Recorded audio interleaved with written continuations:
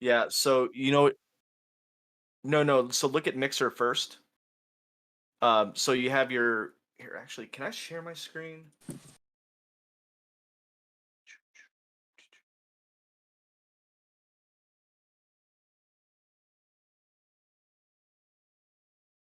So Oh, there we go. Hey, do we got it? Yes, now you got audio. Cool, cool. Someone else try saying something to see if you can hear him. Something else. Lots of things. Oh, I got lots to turn lots you back of things. down again. Yep, sorry, that might just be me. I'm talking loud. No, you're totally fine. Totally fine. No, I have a loud voice. Not sure what level I'm talking at, but can you hear me? Yep, you're perfectly loud and clear. Something very interesting is that until I was 11, I did not know how to whisper. I only knew how to stage whisper because I literally could not figure it out. And sometimes I still suck at it. I'm gonna be like, "Hey, Deborah, can you pass me the salt?" She's like, "Inari, that's not a whisper." Do we have any audio for the players?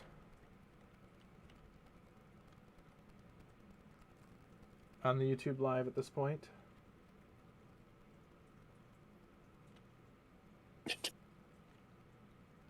No.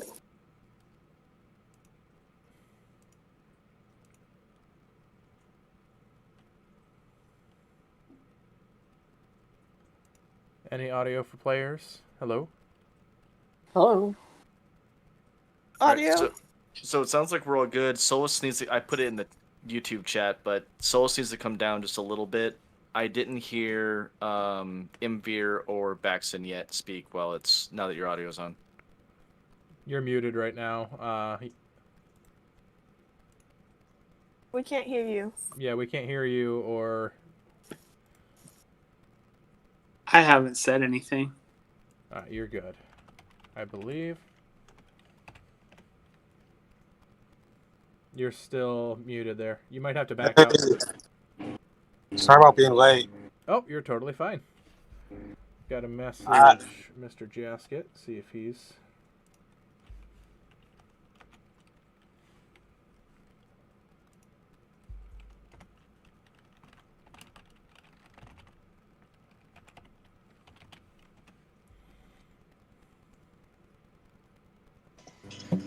Yeah, so it's just Baxton that needs audio adjusted and he's good.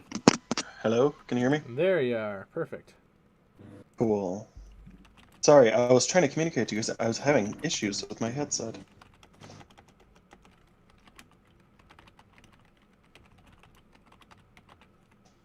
Where the heck did that thing come from? Can you guys hear me? Hello? Yep, we can hear you. Sweetness. I've been trying to do this perfected on Hero Forge, but I've been trying to make an axolotl in Hero Forge. And I've kind of got it. It's not perfect, I like it. Announcements. Because now I'm trying to figure out how to make a model. Just remember, everything you're saying right now is currently live on YouTube. Yeah, I know. Okay. And Darn it! Okay, Ken, I just realized that on the D&D Beyond page, if I click Tiefling, it gives me every Tiefling variant ever possible. Yeah. I'm sorry, I asked you all that stuff, and then I should have just gone on the internet. You're totally fine. Yeah, I know it's being broadcasted. However, there's currently 3 people watching them, and I'm guessing all 3 of us are here. Somebody might be some of my friends. I did ask people to Just going to move that off the screen before I put in any login information for a minute. Yeah, that would be good. Hey, Ken, how do you get your identity stolen? Well, it's an interesting story. Out of the 3 people that were watching live. Godric is here. I did not realize what time it was. Time to party. Well, you are not necessarily late because we are figuring out live streaming stuff. Rad. Ew. We are going to to live stream tonight. The whole game? We're going to go as long as we can. Josh said to give him some credit, Aaron. For what? Because he's in chat. He's there. He's watching right now, live, on YouTube. Where do I go to chat? Hey, there it is. I know the other. Okay, cool. Oh, fun. Josh just sent me a message. Hey, give me some credit. Fair enough. Fair enough.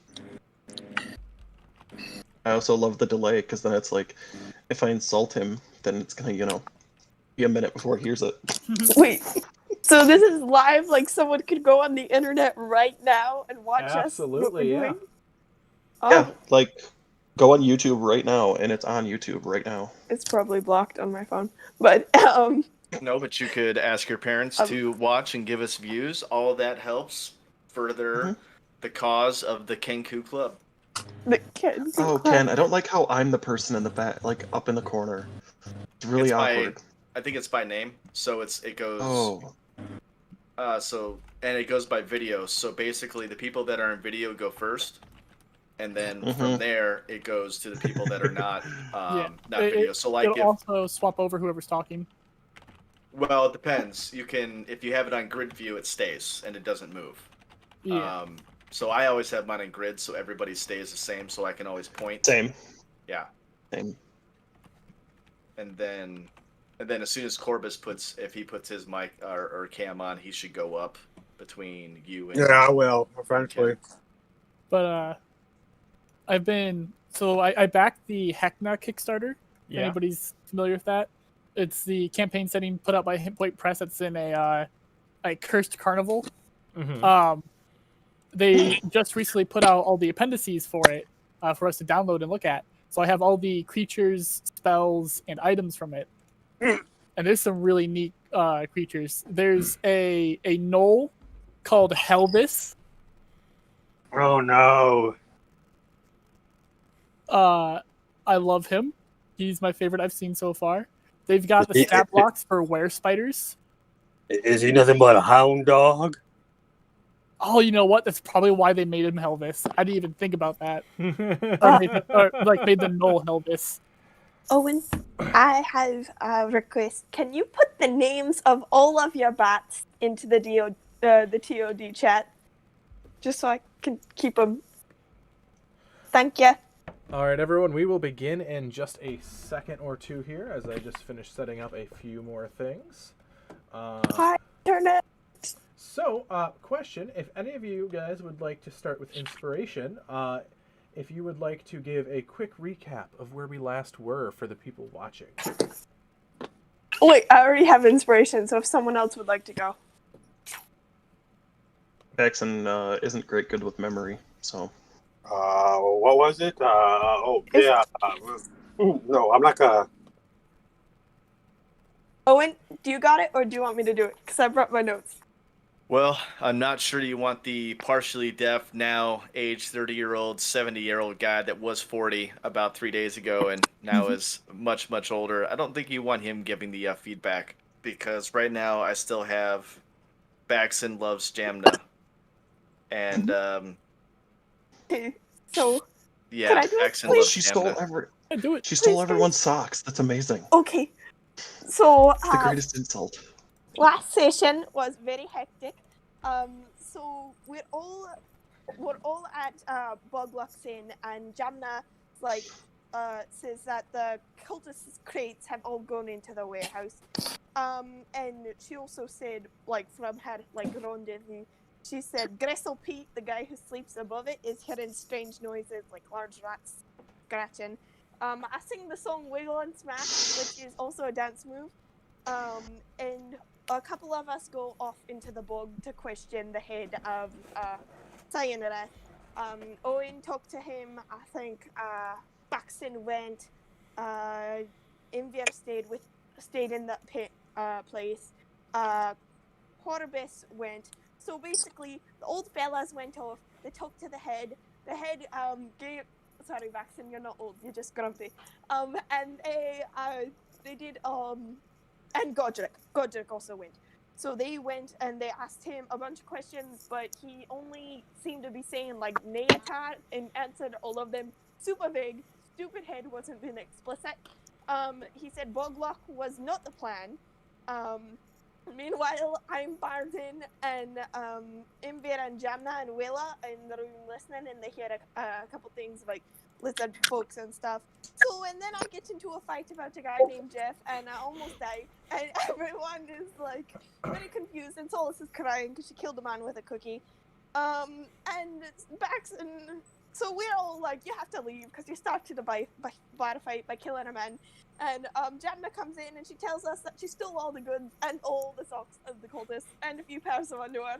And Baxton professes his love to Janna, and everyone is all happy and stuff. And then we leave. We decide to leave before morning. I grab my staff, we go. And we're going into the bog. We're like trekking in the bog, walking in the bog, soggy socks in the bog, you know, as we do. And then we bring the pig out to keep us warm. And the next day, we're walking along. We water walk so we don't get soggy. And we see some blinky lights. And as in, I see some blinky lights. And everyone's like, there's no blinky lights. But there's blinky lights, and she knows it. And the next time she sees blinky lights, some other people see blinky lights, and everyone's like, what's them blinky lights? Well, turns out those blinky lights were Will-o'-the-Wisp, and we follow them Will-o'-the-Wisp, and there's like tripping, and then Ken does a creepy voice, and we're all, and it's a big, big black dragon.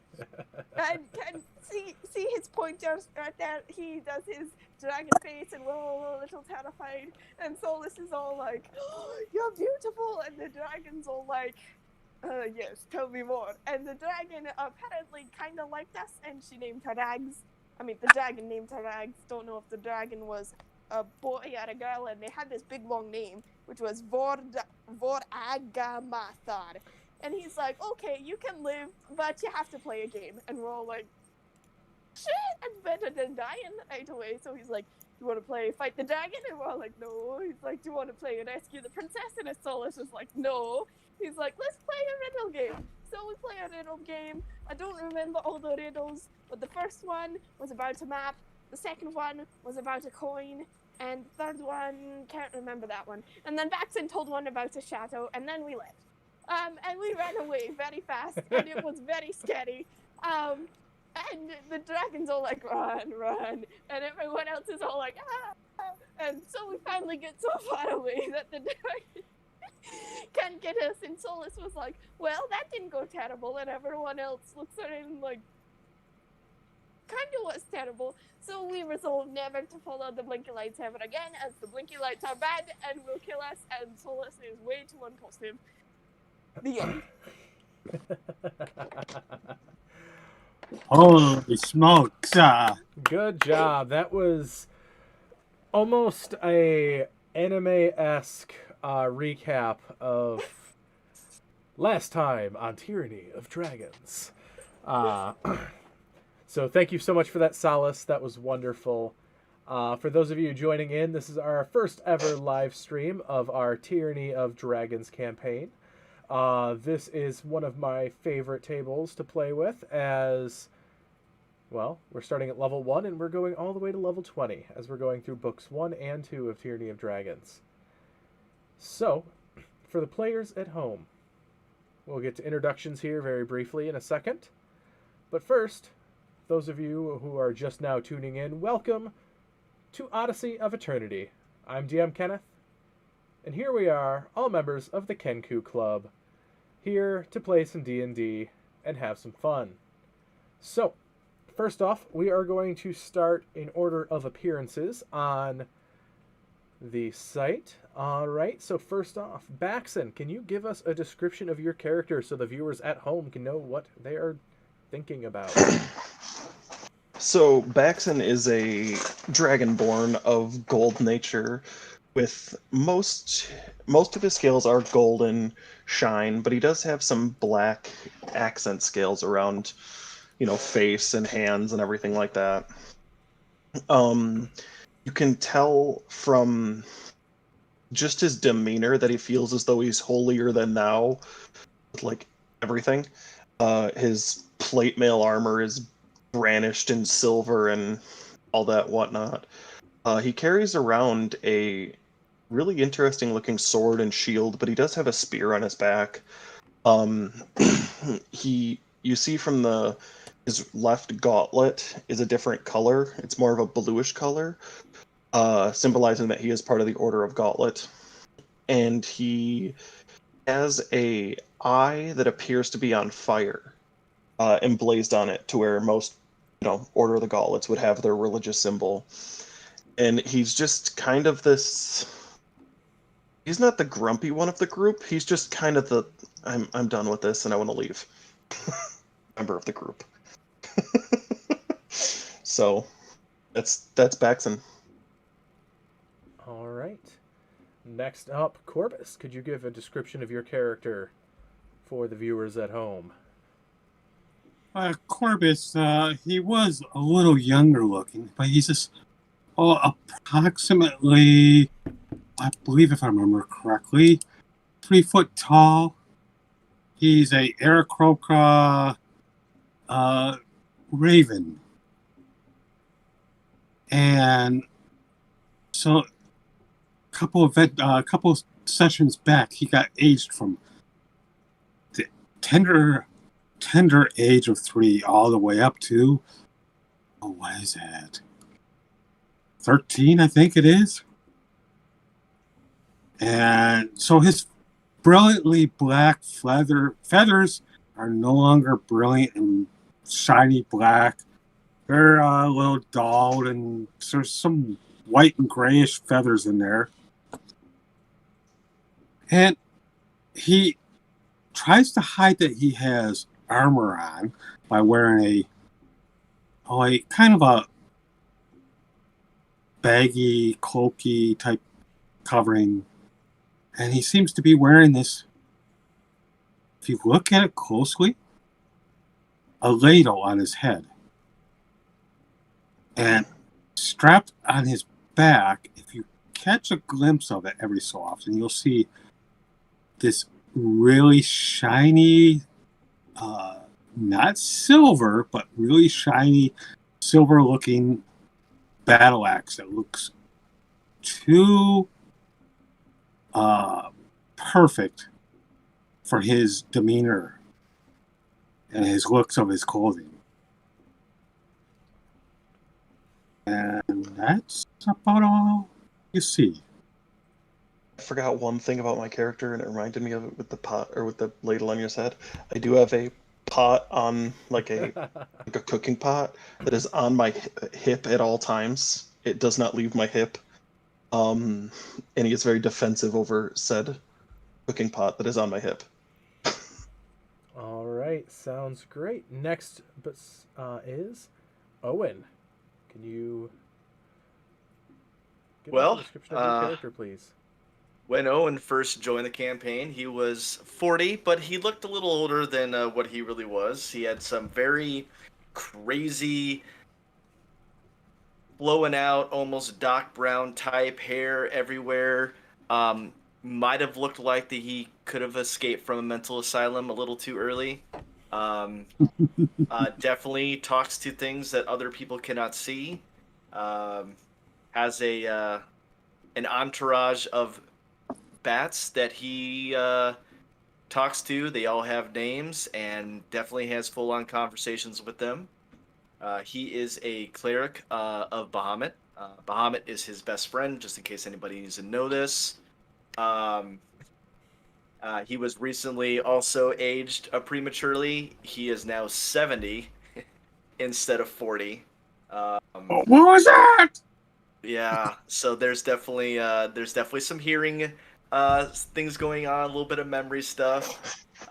He is currently in half-plate armor, and all of his armor, when he's wearing it, he has grass tucked in to all the crevices. He has lilies sticking out everywhere that he can cram some in. The reason why is Bahamut's favorite fruit is lilies dipped in honey, so he also eats more often than he probably should. Lilies dipped in honey. Always tries to feed everybody else in the party those as well. And he found this pot one day that he had seen everybody else wearing wearing things on their head to help protect him. So he got himself a pot to wear for protection, which he then named his pot of deception, because one time, and only one time, somebody didn't see him when he was wearing it, so he assumed it was magical. So that's pretty much Owen. He's a little crazy, but he definitely means well, and yeah, everything else will come out, I guess, in time. All right. Sounds good. So, next, but certainly not least, Solace. Hi, Solace, Kumquat, Swiftmonius, a full name, only my grams call me that. And I was raised in Swift and Hasty. If you look at Solace, you'll probably see a very, very tall, slightly chubby, but still healthy, what looks like an elf, covered in the most sparkles, sequins, jewelry, everything you've ever seen. It looks like a rainbow, a rainbow, and like a unicorn bursted upon her. It's like a little overwhelming, a little dizzying. If you notice, she has some white hair poking out of her hat every once in a while, and her face is completely covered. You cannot see an inch of skin on her unless you look like really close around her eyes. But other than that, nothing. She looks kind of like this.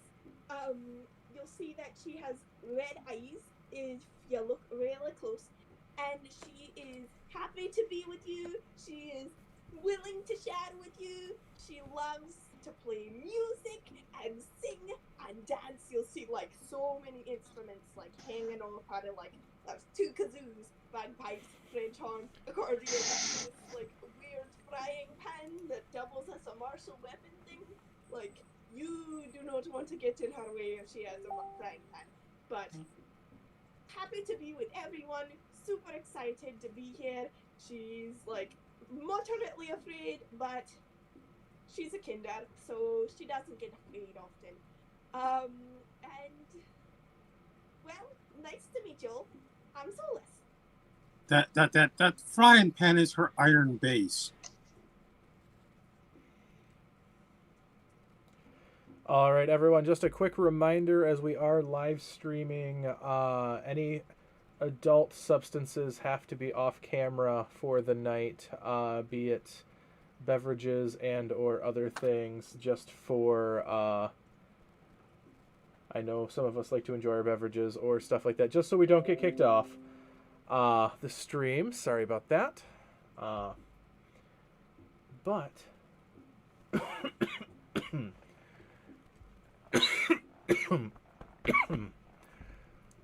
all right. So, next up, Godric. Can you give a brief description of your character? Absolutely. Godric is definitely somebody who grew up on a farm. Just everything about him screams farm boy. He is still slightly knowledgeable in the world, as Godric Leroy, son of Jenkins Leroy, learned from a experienced soldier. His father retired from the military to start a family at a farm, and taught his son everything he knew, including that you don't want to go to war. It really sucks. But after his family was killed, he took out adventuring. So he very much so at this point, because he recently got plate mail, looks like a farm boy just stuck into plate mail. He doesn't carry a sword around on him. Instead, he has what looks like a wooden training sword that he uses to bludgeon people with. And there's not an ounce of fear in this man. He's willing to charge into anything. And that's it. All right. Next, Imvir. Can you give a description of your character? Imvir is actually Solace's half brother, and he's probably the quiet one of the group. Leather armor, rapier, a fancy looking coat, but he tends to not really say a whole lot. He's kind of like the exact opposite of his sister, but we were raised differently. he is the unsalted pretzel, as she would kindly put it. He's been adventuring with the party for a while. He's kind of the lock picker, investigative sort. And you probably won't either hear or see much of him because he tends to disappear a lot.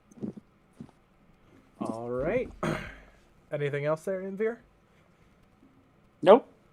All right. Last but certainly not least, Willow. Can you give us a description of your character and cadre that they have? Certainly.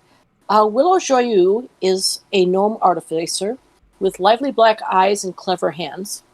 She's about 3'6". So people do sometimes mistake her for a child. She definitely is not. She's about between 60 and 70 years old. She has thick, shiny purple and blue hair, which is pulled away from her face, bound up in a high ponytail. That was the result of an experiment that blew up in her face, and she decided she liked it and figured out how to do it again.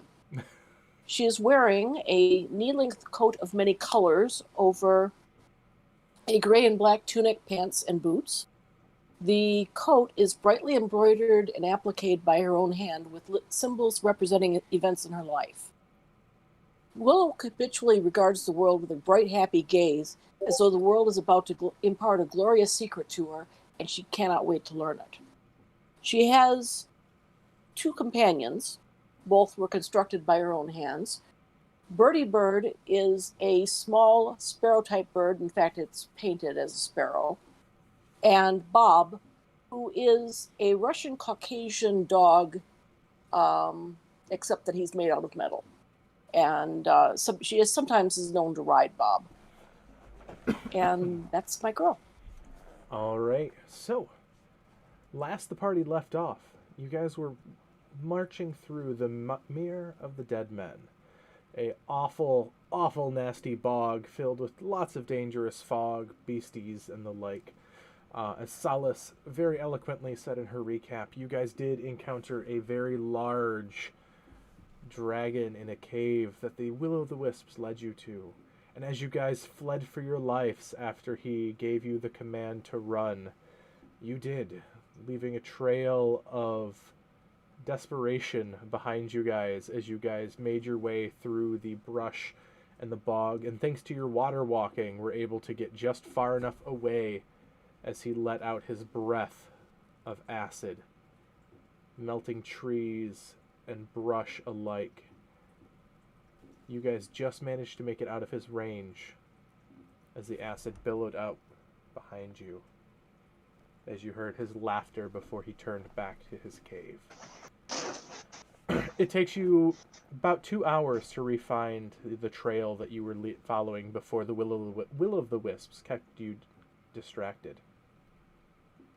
After about 2 hours, you guys find the trail once more, marked with little orange ribbons that the lizard folk had been leaving, that you guys are following through the bog. And over the course of the day, you guys managed to make your way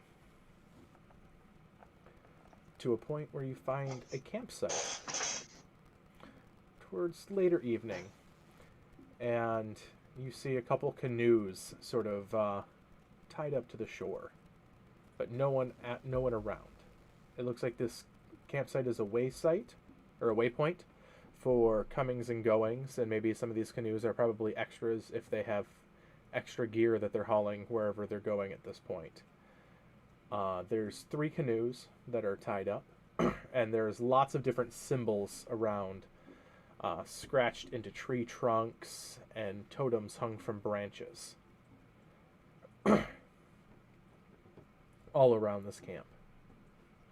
So, what do you guys do? It's getting later in the evening. You guys ran for your life very heavily today. Your adrenaline is coming down at this point. Some of you guys are very shaky from the adrenaline crash. Guys, I don't feel too good. Can we stop for a little while? That would be a wonderful idea. Oh. I mean, so here's just an idea, right? So we've got canoes here. they don't take a whole lot to move. Yes. We could, like, it takes some effort, yeah, but it won't, like, it's not as much as traveling through a bog. I think it'd be best to take what canoes we can and move for a bit, and then make a camp, instead of being in the location the enemy planned to be at some point. Make a But fair what point. direction? Now let's figure that out. Let's see if there's any hints to which way to go.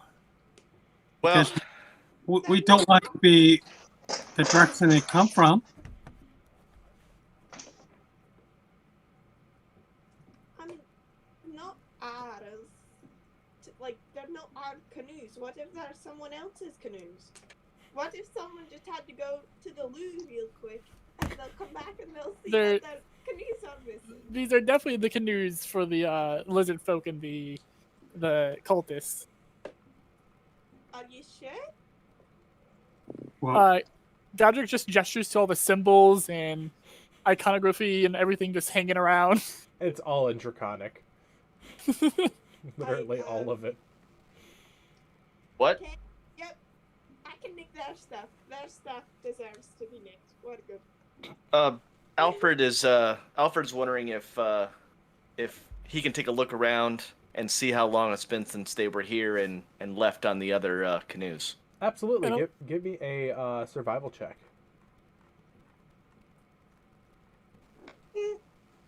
Alfred's pretty good right now. That's a 15. All right. You see plenty of very large lizard-like tracks. They seem to be from heavier lizard-like humanoids, as you only see like their bipedal tracks instead of quadrupedal. You see a couple large quadruped tracks of lizards that are even larger than the lizard-like tracks. Would these be like the drakes that we fought once? Like those kind of quadruped? Yes, sort of.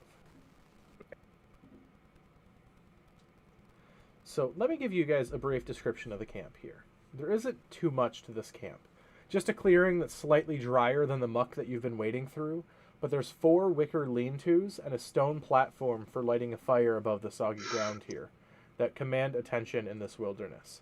3 dugout canoes are drawn out near one of the lean-tos. It doesn't seem to be like a I got this from a city canoe. This is like very made in the location of a canoe. And a few dozen yards beyond the campsite, in the direction that you've been traveling, the dry land ends. Other than moss-covered trees, fallen logs, and thick clumps of reeds, nothing rises above the still black water. So essentially it turns into like a bayou-esque swamp going that way. And also, it is cold. It is getting close to winter time in this area, and night is approaching fast, and the temperatures are rapidly dropping. Gross. Hey, Jackson, do you want to breathe on some stuff to make a fire? I can.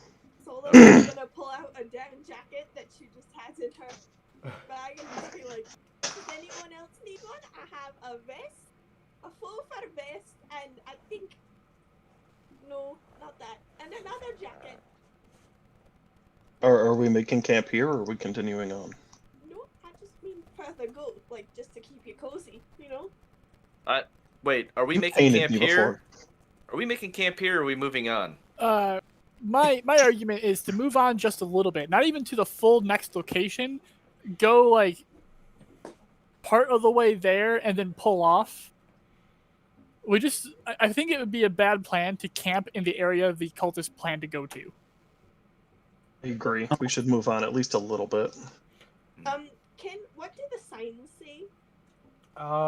It's none of them really have like necessary language. They're symbols in Draconic, so it's just like a letter here, letter there. It doesn't seem like it's cohesive. It's maybe like a code or some sort of symbology that they're using, but nothing that you can make out. Are any of them representative of a kobold union? And has it stretched this far? No, it does not seem to have any reference to the Kobold Union that you guys had created earlier in this campaign. Or how about I'm maybe so some proud of that.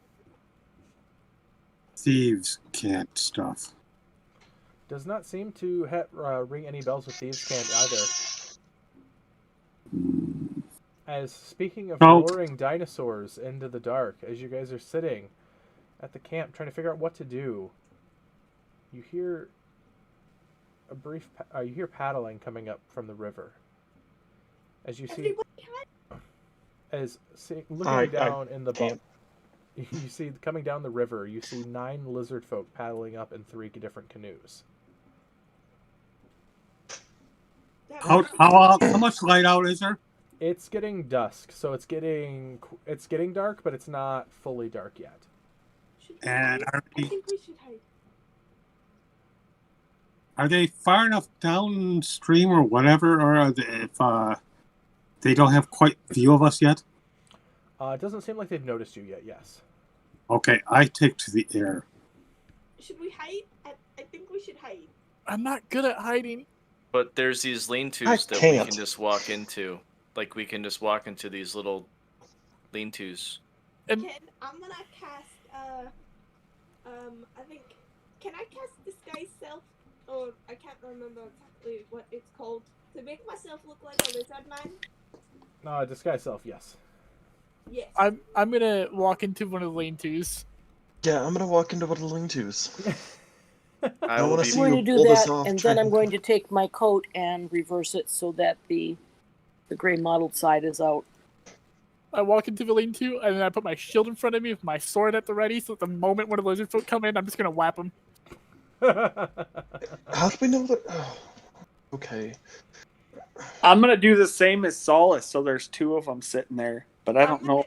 I'm gonna go in the trees. I have a plan. So I have a The question real from question- Solace and Imvir. Do either of you speak Draconic? Yes. Okay. No. Lord God Ken, I have a question. Do either of them have they seen a lizard folk? They have Maybe. rolling towards us. Yeah. Right. Okay. I was gonna say, are they just gonna look like just a large version of a lizard? A lizard just on legs, on 2 legs. Yes. Yes. Their best guess is what a lizard folk looks like. So, you guys, most of you guys hide into the lean-tos, and they're sort of threadbare. You guys sort of just lay towards the ground or crouch as low as you can to avoid some of the gaps in the wood that has been there in the lean-to.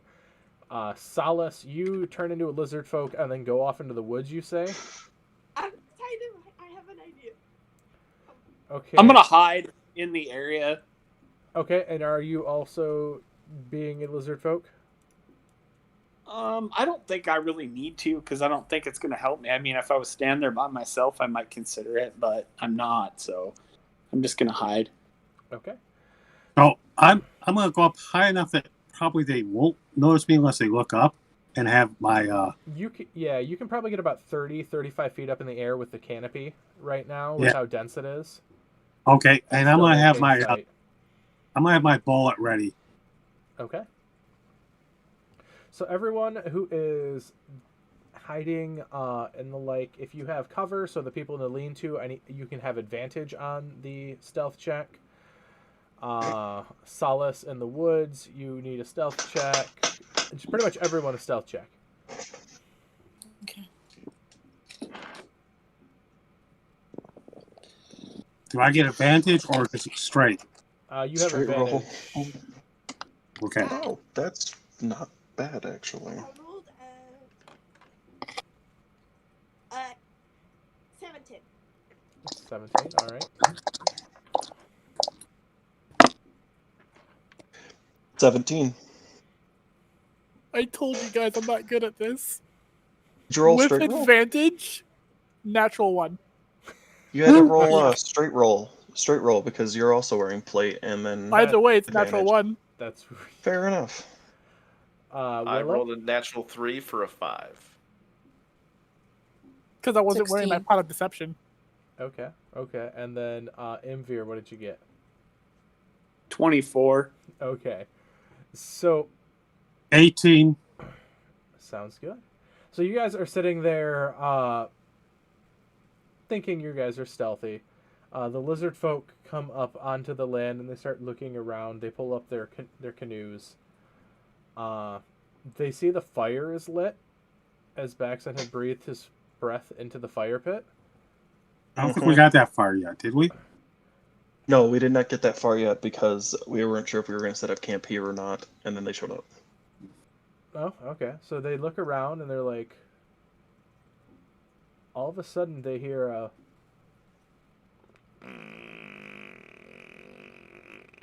as Godric just accidentally stress farts from trying to hide in the nat 20 or nat 1 on that. And then Owen just like, what was that? Are we trying to be stealthy? As their heads swivel straight to the you two sitting in the lean-to, Godric holding his shield up. And Owen Baxon just has his head just... Kim, Yes, Solace. okay, can I say what happened now? Something to themselves quite smart. So it is a surprised moment, so you have a few seconds to act here, Solace. And she's gonna shout out of the woods and she's like, brothers in the corner. That is the dragon in the woods. That's a big, great, black dragon, and he's gonna eat us all. They just look at you even more astounded than they were with the other three sitting in the lean-to, and they're like, duh. And draconic. Lizard folk commonly work with evil dragons. Oh my. And then they look even more scrutinizing at you. And then they look to the third lizard folk in the row. And then they look back at you, who's like a clone of that third lizard folk. I'm more fashionably dressed. And then they draw their weapons. And this will be initiative, everyone. But I'm more fashionable. That actually is even more of a red flag. Lizard folk are practical creatures. Like, they'll even eat their own brother the moment they die if it means food. Ew. Yeah, they don't let waste Lizard go folk to are creepy. waste. Lizard folk are my favorite. I love lizard folk for the practical views on the world. They're neat. And eat your own brother? I don't Well- follow you, Godric. Good news is I don't have a brother. You're my brother. Yeah, I have a sister. That's a whole different thing. And then me knowing you in real life makes me laugh Yeah, where even more. I have two brothers I would cannibalize on a moment's notice. Cannibalizing your All right, sibling. that's enough about cannibalism, guys. Willow, what is your initiative? 19. 19. All right, Solace. 10 plus my thing, which isn't loading, is 14. 14. All right. Godric, your initiative. 5. Corvus. 8. 8. All right. Ocho. Imvir. 14. Duh. 14. All right. I love how the dice tell the story on how things go. Baxon 16. and Owen. That will be a 5. All right. Rolling for initiative for them. All right, Willow, you are the first to react as they draw their weapons. I send Bob after them. Okay, they're clustered in groups of 3. There is 3 Okay. still left by the canoes in the back, sort of securing them. They're about 15 feet away from the lean-tos in the group that's right here. There is another group of 3 that are sort of staring at the fire pit, and there's that are about 10 feet away from you guys in a different direction, and then there is 3 that are very close to the lean-to looking at you 3. Okay. I'm sending Bob to the ones that are closest to us. Okay. And I'm attacking with my hand axe, Absolutely. which All is right. a thrown thrown weapon. Yep. And that is a 24.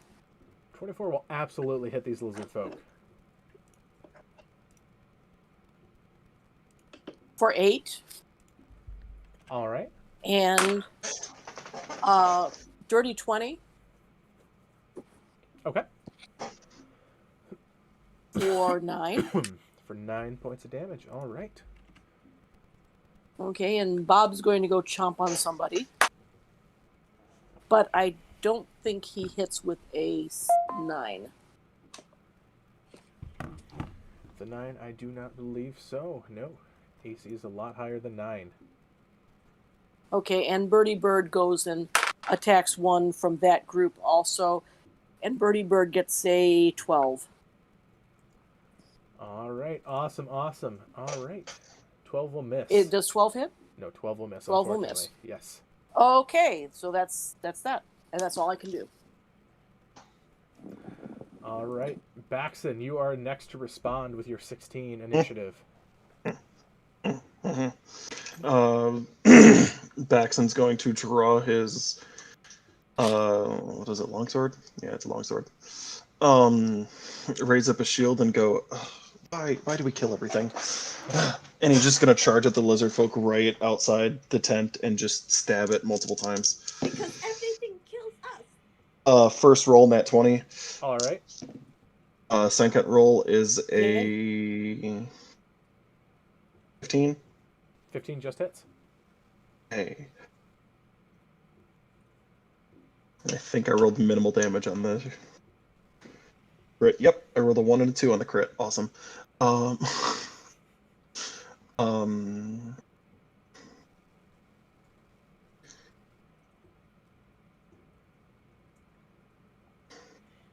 know what? How tough do these things look? Well, as you ran up, they look beefy, but not terribly. Yeah, I'm gonna smite it. I want to make it go away.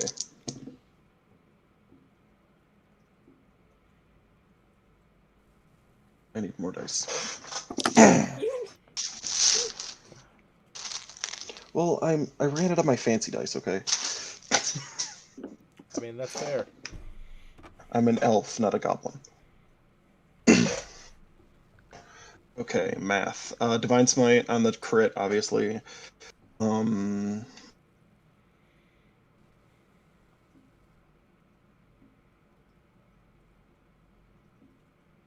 20 points of magical slashing.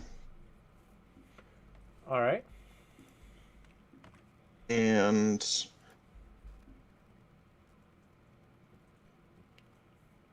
24 of radiant. All right. So you rush up, and with the first swing, you come down and you cleave the thing's head clean off with the first hit. As this is the one that Bob was chewing on his ankles and Birdie Bird was poking at.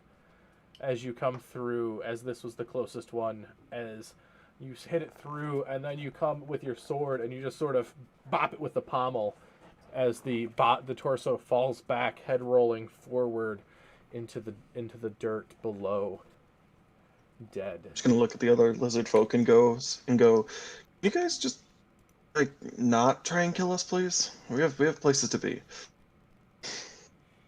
They just look at you and they hiss in Draconic. Ah! And then they attack. I'm a dragonborn. I speak your language. I know, that's what they said. It was just like an ugh, an ah, or an ah in Draconic. Yes. Lizard folk are always boring. They're going to attempt to bite you for the first one. AC 21. This one literally breaks probably several teeth on your shield, as it gets a natural 1, and you just sort of, it goes to bite, and you just raise your shield. As it meets its mouth, you just sort of pop right up into it. Teeth fly, and it's then going to hiss and attempt to shield bash you with its spiked shield. Ooh, spike shield? That will This miss. could be fun. The next one is also going to jump upon you there. This one's going to use its heavy club. That will hit with a 21 It does hit. for 4 points of bludgeoning damage as this comes through. The other one's reeling at trying to hit you, getting its teeth broken in, and this one just comes up to the side and hits you in the ribs with its club. It's then going to come around and attempt to get you with the spiked shield to bowl you over. And that will be a 22 to hit. It's For 7 points of piercing damage. He doesn't knock you from your feet, however, it does pierce your armor a bit. Next up, Imvir, you are the next to respond. You are considered hidden from these guys. Advantage on the roll then? Yep. Okay. Well, that's good, because I rolled a 1 and a 20. All right. It's a crossbow.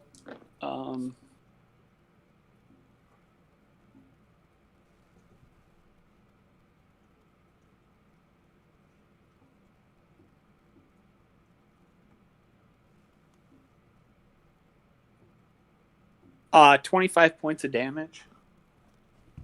25 points of damage. All right. Which group are you using this on? Are you using it on the one that's right on Baxon? Are you doing it On the one the fire? Okay. So as Baxon, the one that you just bashed his teeth in as he was trying to get you, all of a sudden you just see a crossbow bolt protruding from its throat as it looks down gurgling and sinks to the earth right in front of you. I'm going to use my bonus action to hide again. All right.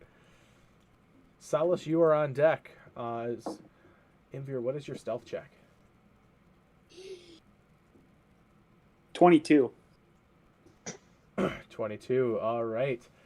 As you are pretty well hidden. Solace, it is your turn.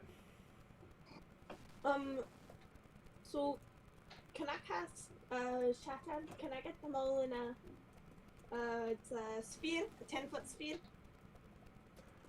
You can't get all of them in it. No, you can get you can get a group of 3. Okay, I'll get a group of 3 at a 10-foot sphere. When I can. So are you getting the group by the fire, or are you getting the group by the canoes? The group, not by my friends, so I don't accidentally blow my friends up. So that's why I said the fire or the canoes. The friends at the fire, so the canoes, I guess. All right. So that will be a con save from them, I believe. Con 14. That's a 13 on the first one, an 11 on the second, and let's see, a 16. So 2 fails, 1 pass.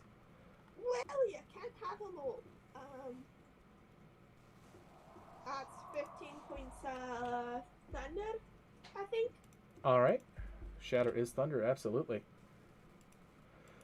The one will take half. Do I blow some up? You do. You also blow their canoes to shreds. Sorry guys. With that, as well as potentially some of the ones that you might need to traverse the river. Sorry guys.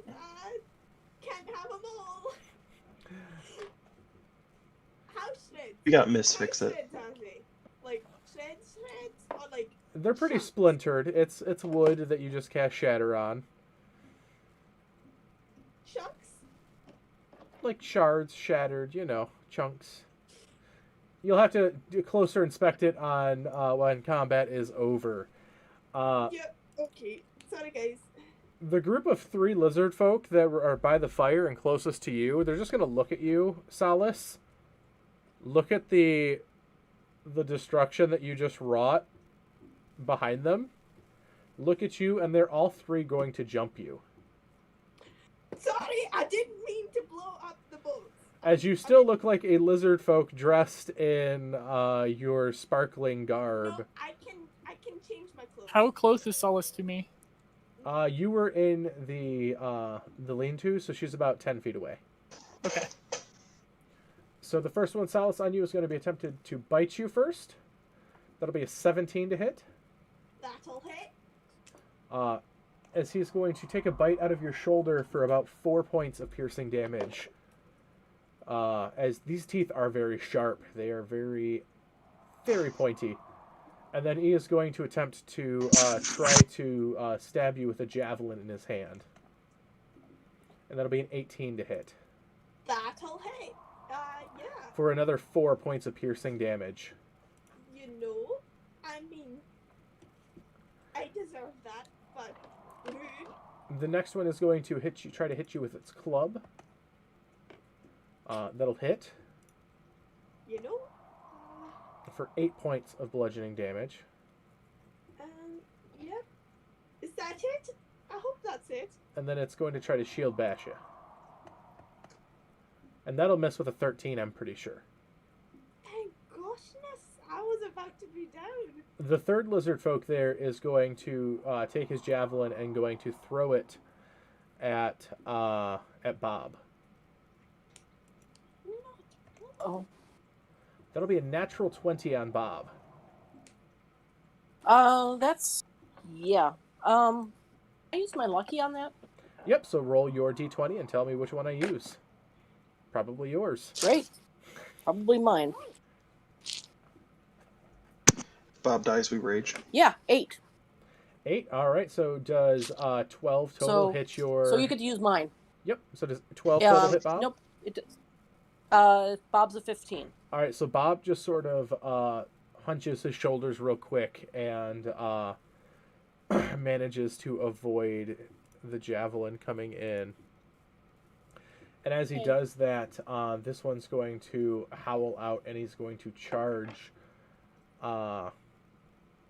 This one's going to charge at Baxon and attempt to jump onto Baxon and bite once.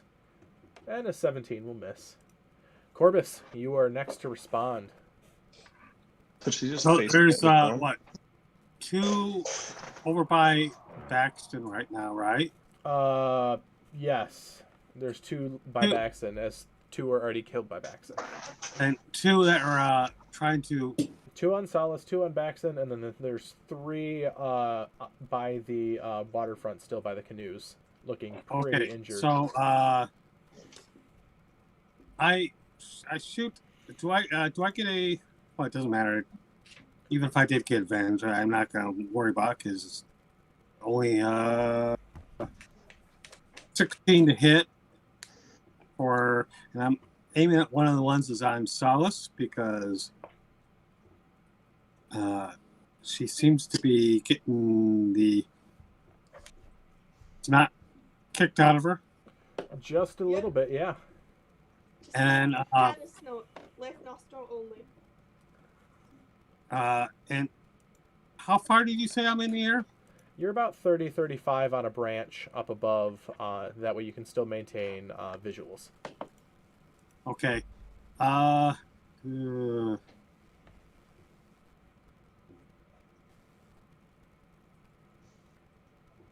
So, okay. So it's 16 to hit. So that hits, right? Yes, 16 will hit barely, as their scales seem to be quite durable here. Okay, so that is 9 points of piercing. All right, plus your sneak attack, as they do not... Yeah, I added that already in. Okay. Unfortunately, it was a really low roll this time. And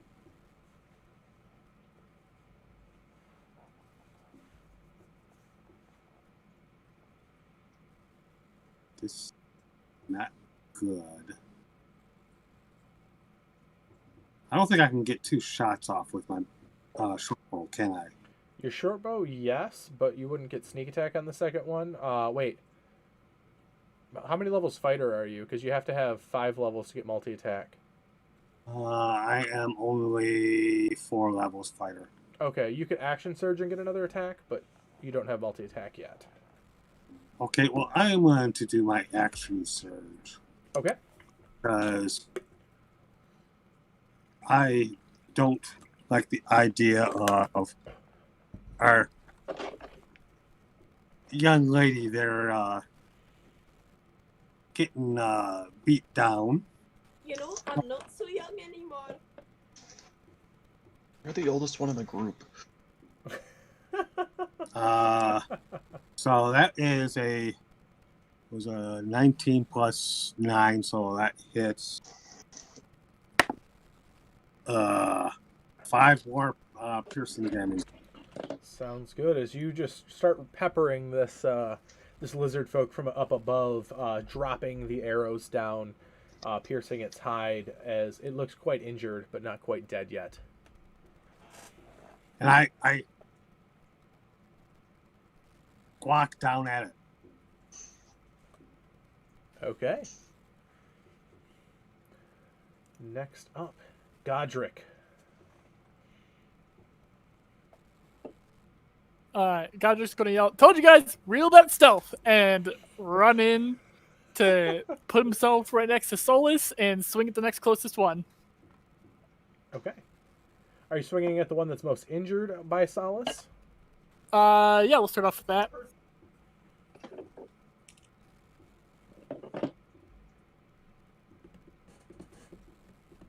That is a 19 to hit.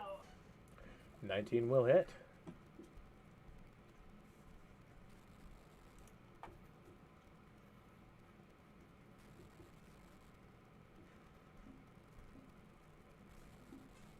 Only recently saw the Leroy Jenkins video, and honestly, whenever Godric starts charging into battle, that's exactly what I hear in my head, and it's bugging me a little. So with Godric, he doesn't actually yell out Leroy Jenkins. He does yell Godric Jenkins, but only when he thinks that he's like, it's real bad. I thought your name was Godric Leroy. Or sorry, Godric Leroy is what he yells out. Yeah, but and then the second attack is a 15 to hit. 15 just hits. Okay. So that'll be 12, 13. 17 total magical bludgeoning, as again when he goes to charge in and set himself up, the moment he goes for a swing, you watch as his arm gets adjusted slightly from that ghostly spirit, and his wooden sword has that shimmer across it. You said how much damage? You said 17? I believe I said 17, yeah. It's already left my brain. Magic goes down. All right, as you snap down upon this creature, its head snaps limp from the damage as it drops down to the ground, unmoving. I will also action surge. Okay.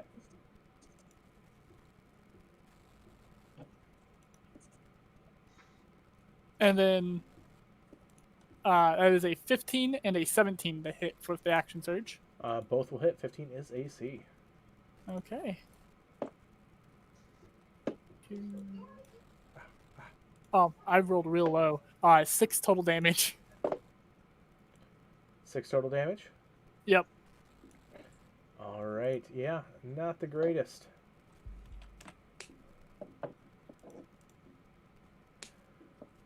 As you clonk it, but it does not drop, unfortunately. So, anything else there, Godric? No, that'll be it. All right, sounds good. Next up is going to be Owen.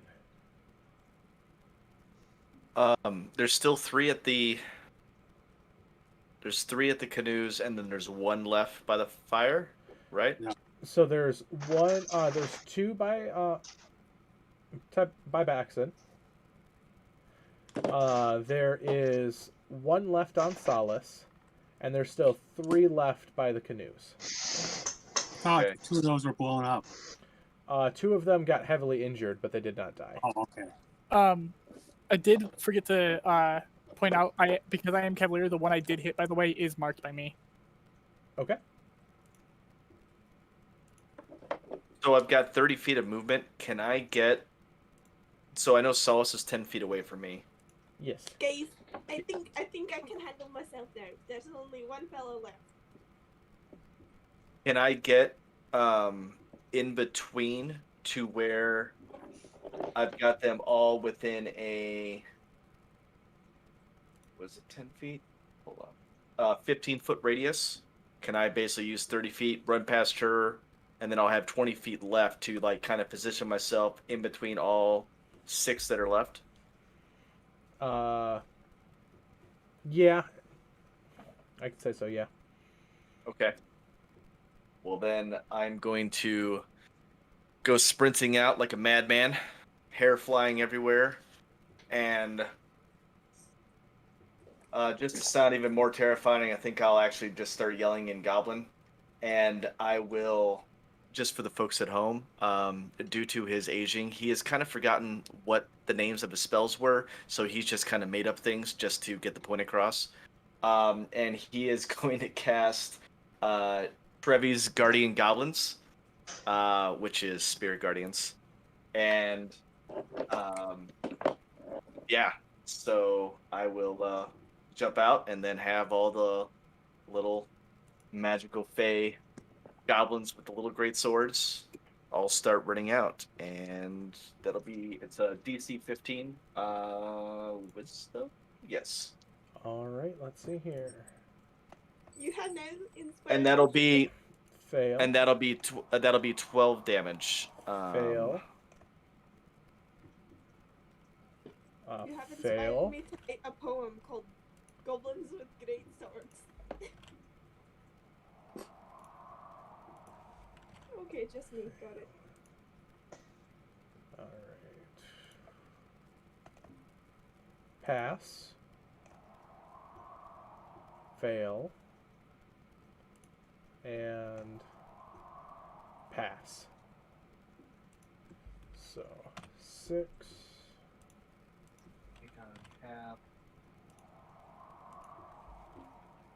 Yeah, and half they take, or on, say they take. So, you kill a good couple of them, as now there's only 2 left on Baxen. You kill one of the ones by the canoes. They're very heavily injured at this point, all of them. Anything else there? No, that's my turn, and then they'll just take, I think they have to save If they again end their turn? on their turn. Or no, when they start their turn. When they start their turn, yes. So they'll have to save again. All right. Okay. Roll the damage for that. Pass. Pass. Fail. That was much better. That was 16. Fail.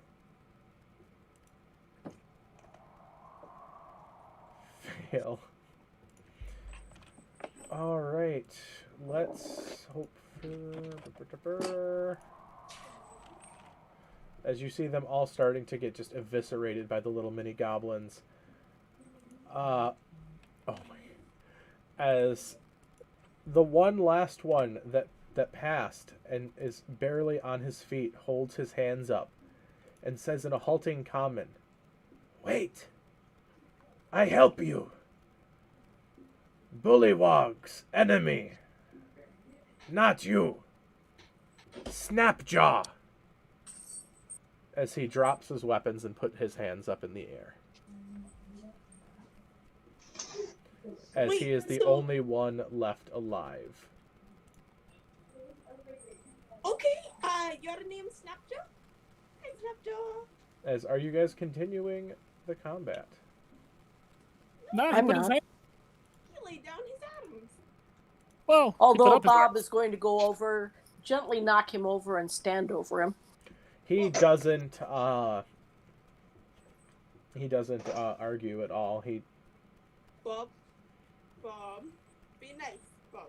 I fly down within about Bob 10 is feet. being nice. I fly down within about 10 feet, hold an arrow pointed right at his.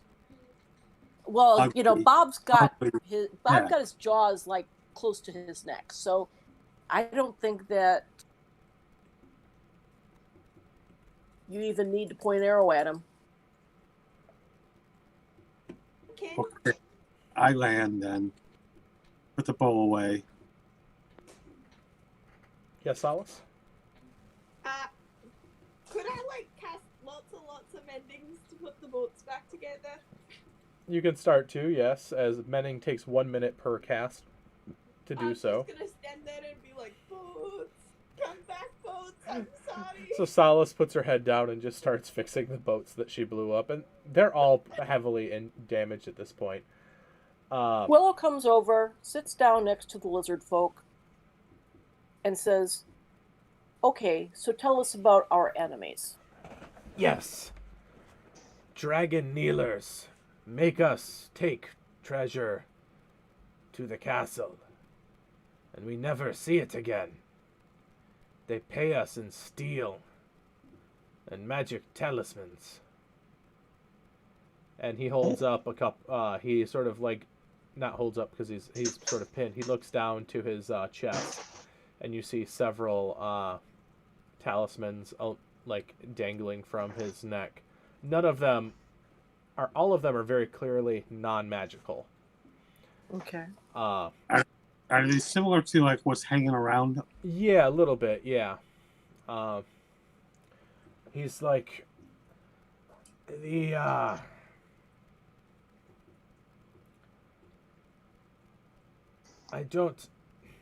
He's trying to think of the words in common to say, and he mutters. I'll translate. He says in Draconic, "Do any of you speak Draconic?" I just kind of look at him and go, I do too. I also speak Draconic, as well. He nods with Bob's jaws around his throat and just sort of, as you can clearly tell, he can't see you at the angle he's at, Baxon. And literally a dragon over here. I say that in Draconic.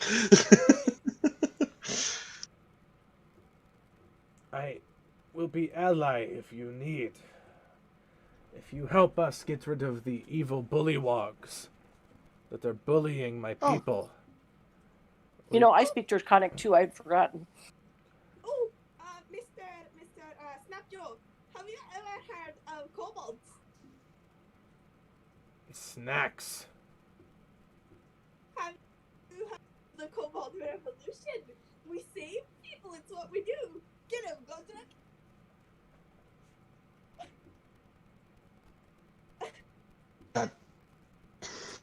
No, okay, just me. Go, I'll play now. Godric looks up from what he was doing. He goes, "What? I wasn't paying attention." She's trying to get you to unionize the lizard folk as well as the kobolds. Oh. I mean... I drag Solace back over to the canoes. Listen, I don't have enough unionizing juice in me. I used it up all for the kobolds. Unionizing juice.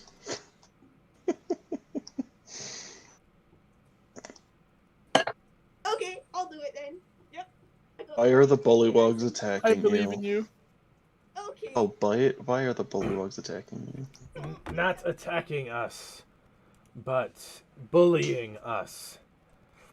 They work for the dragon kneelers.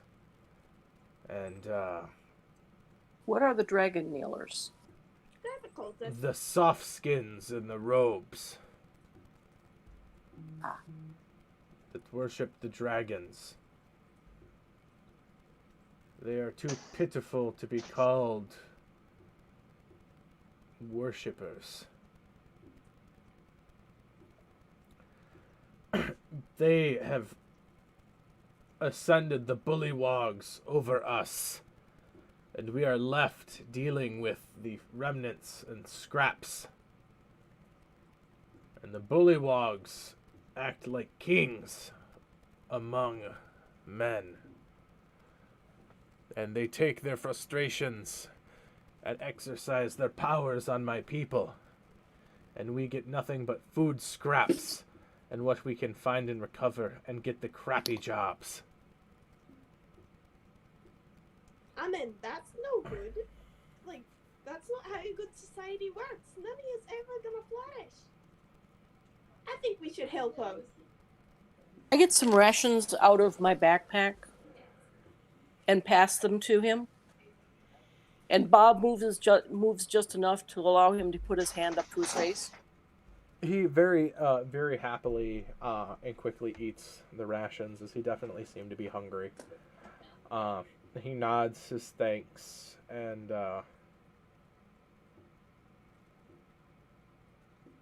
Sorry we killed your friend, Snapjaw. We didn't know that you also were not a horrible person. no, that is good. They are dead. They will replenish the swamp and the bog. But I could not let them know that I needed outsider help. Not every one of my people know or understand this plight. They did not. They And were... how far down is he? He is literally 1 point from death. Ah, As... Not anymore. As it was funny when your spirit guardians went off the second time there, Owen. I was really hoping, especially for plot convenience, one of them survived, and he survived with 1 HP. The 10 only points problem is back. that I was never able to designate him a friendly, and Owen is very hard of hearing, and if nobody came to get him, it's gonna be another 12 damage. stop that! Owen! Owen! I think you would have noticed all your allies like acting upon it. All right, so then I'm gonna keep it up though, just in case. He's also in a Bob cage at the moment. Yeah. A Bob cage. So A Bob cage. yeah, there was. And he Owen's gets 10 observant. points back, Ken. He gets how much? 10. Okay. As you see his very, very vicious wounds start to stitch up a bit underneath you as you start working on him. He nods and thanks and coughs a little bit. He's like,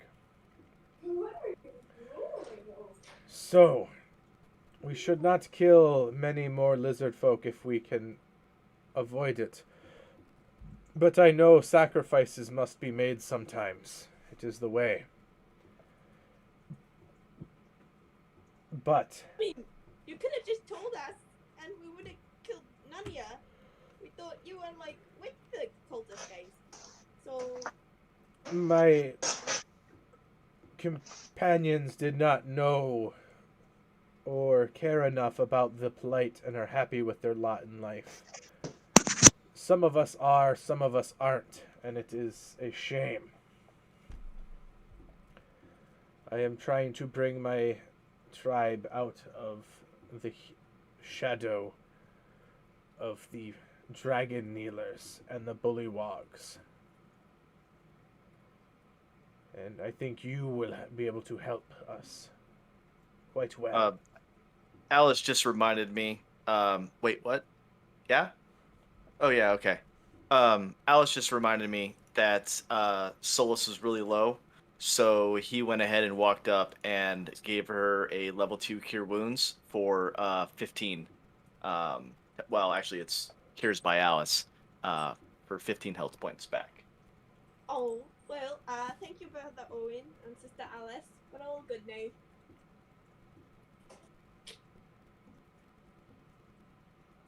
Okay. So, we were just running from the dragon, his name is, Boragamata. Can't really say it.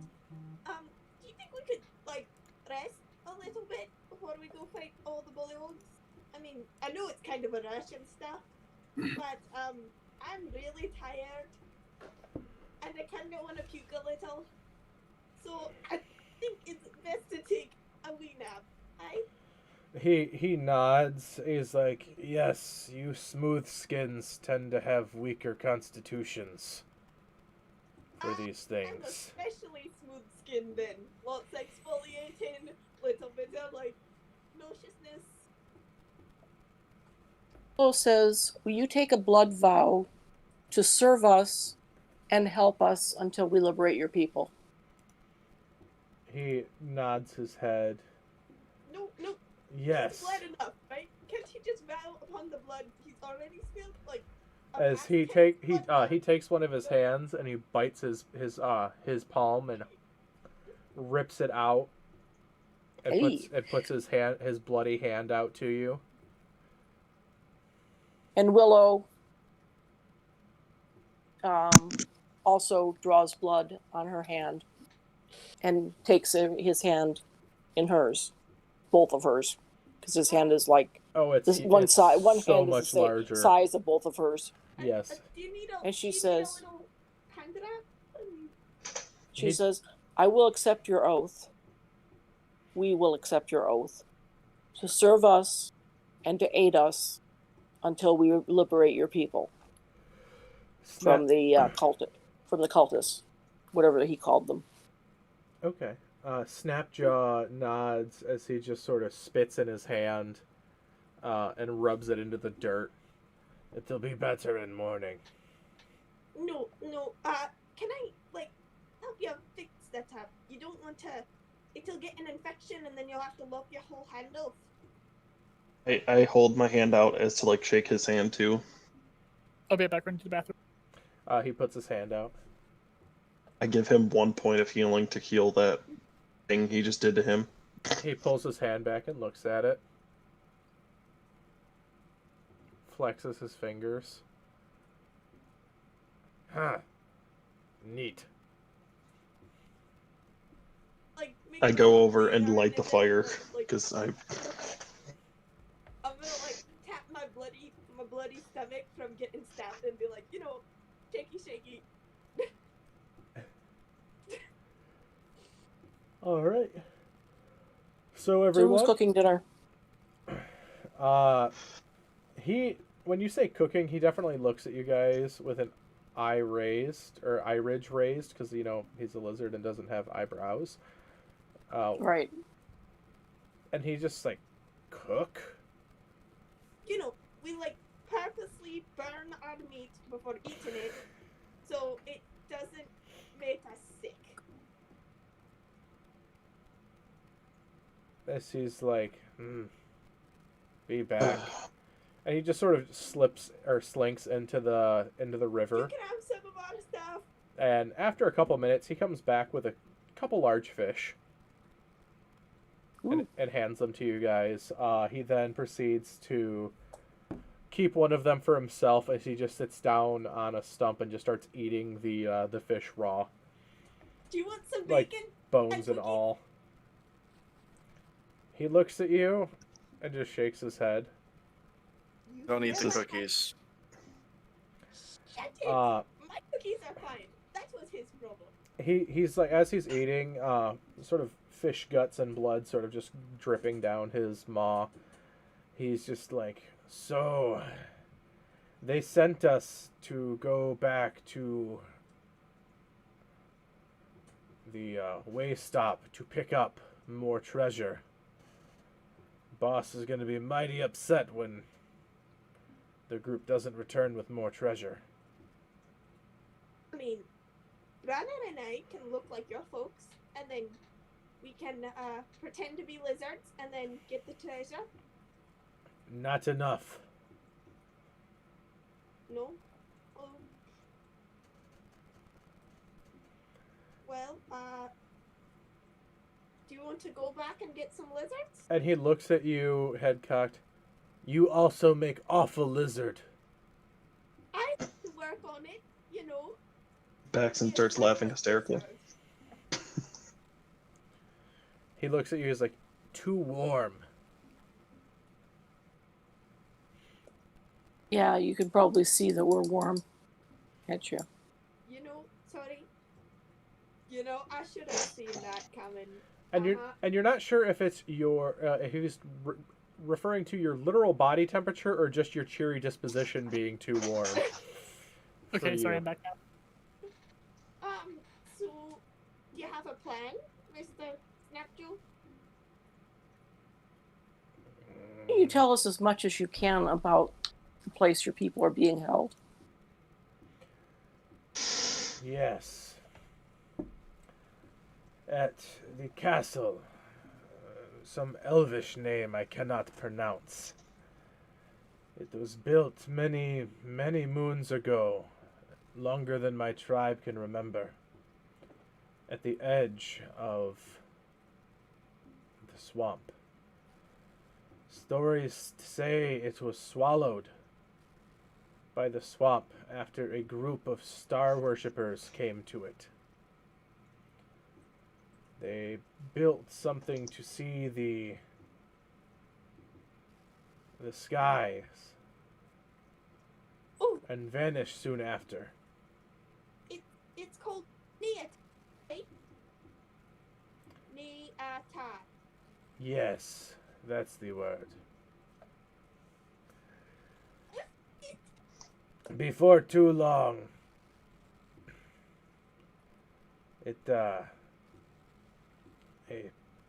half-dragon named Resmir took over after negotiating with Voragamathar. Hey, Owen, did he say Rezamir? What? I'm cooking.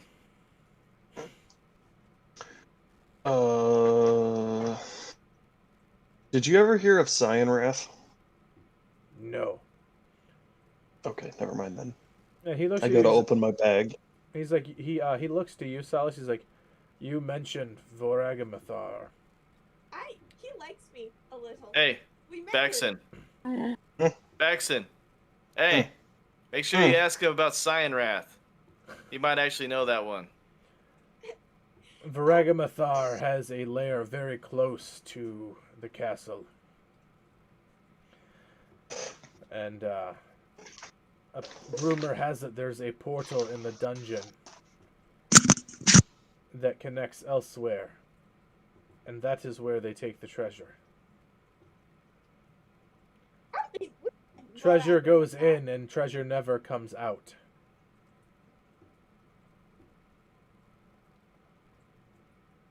Never gets shared by.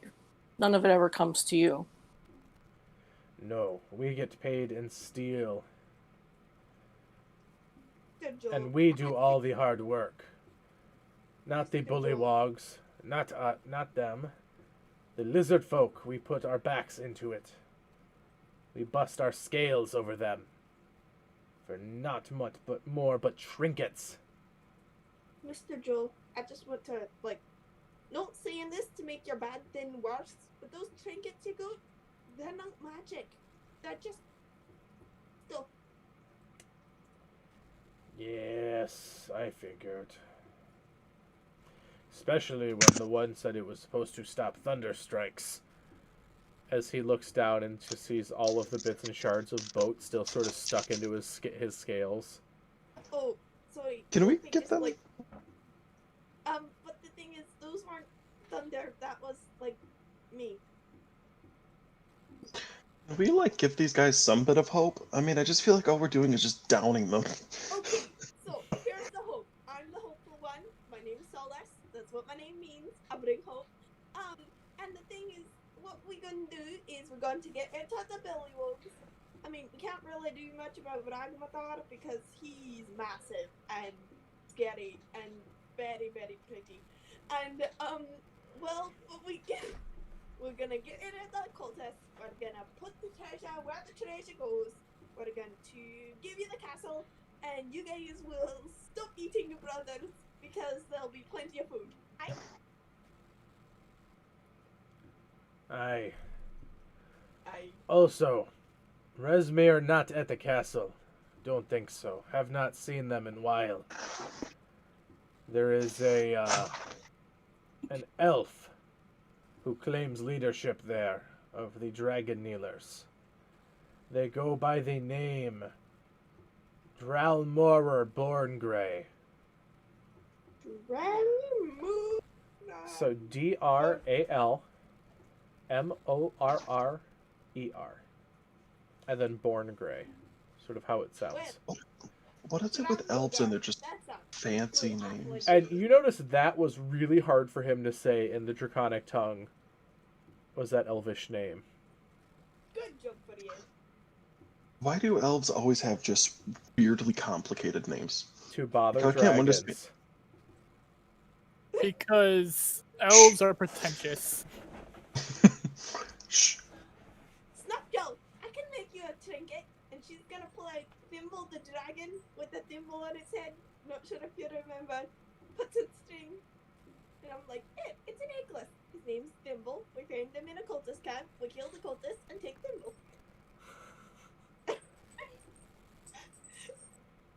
He looks at it and he puts it around his neck. He's like, thank you. I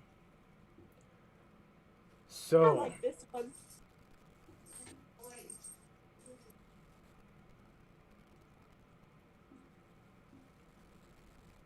I'm not sure how I feel about him yet, but I do feel bad for him and I just want to, like, help him. the elf, Like, the elf is a, what is the word for it? Supremacist? As he Question. does not like other races. He likes lizard folk more than bullywog, which is only saving grace for him. But he hates humans more than anything. Question. Have you seen a fellow in flowing red robes, kind of bald, serene looking, like he's gonna eat your face?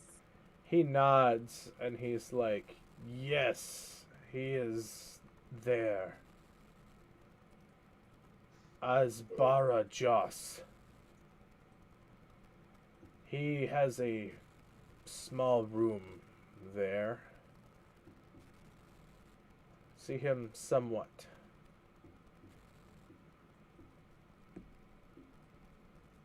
He knows more than he lets on. Do you think your lizard folk will help us get rid of all these baddies? Because, you know, we can handle like 1, 2, 4, 5, but not all like 400 up there. If you can prove yourself worthy of them following, they might help. But as we stand right now, we do not have numbers to uprise without specific aid. You know, there is always room for a revolution. in fact, we may or may not have gotten some kobolds on board too, and if there's kobolds there, have some kobolds storm the castle. Someday, establishments will learn to fear us. He nods, and he's like, my tribe's name is the Scaly Death Tribe. Well, that just rolls off the tongue, doesn't it?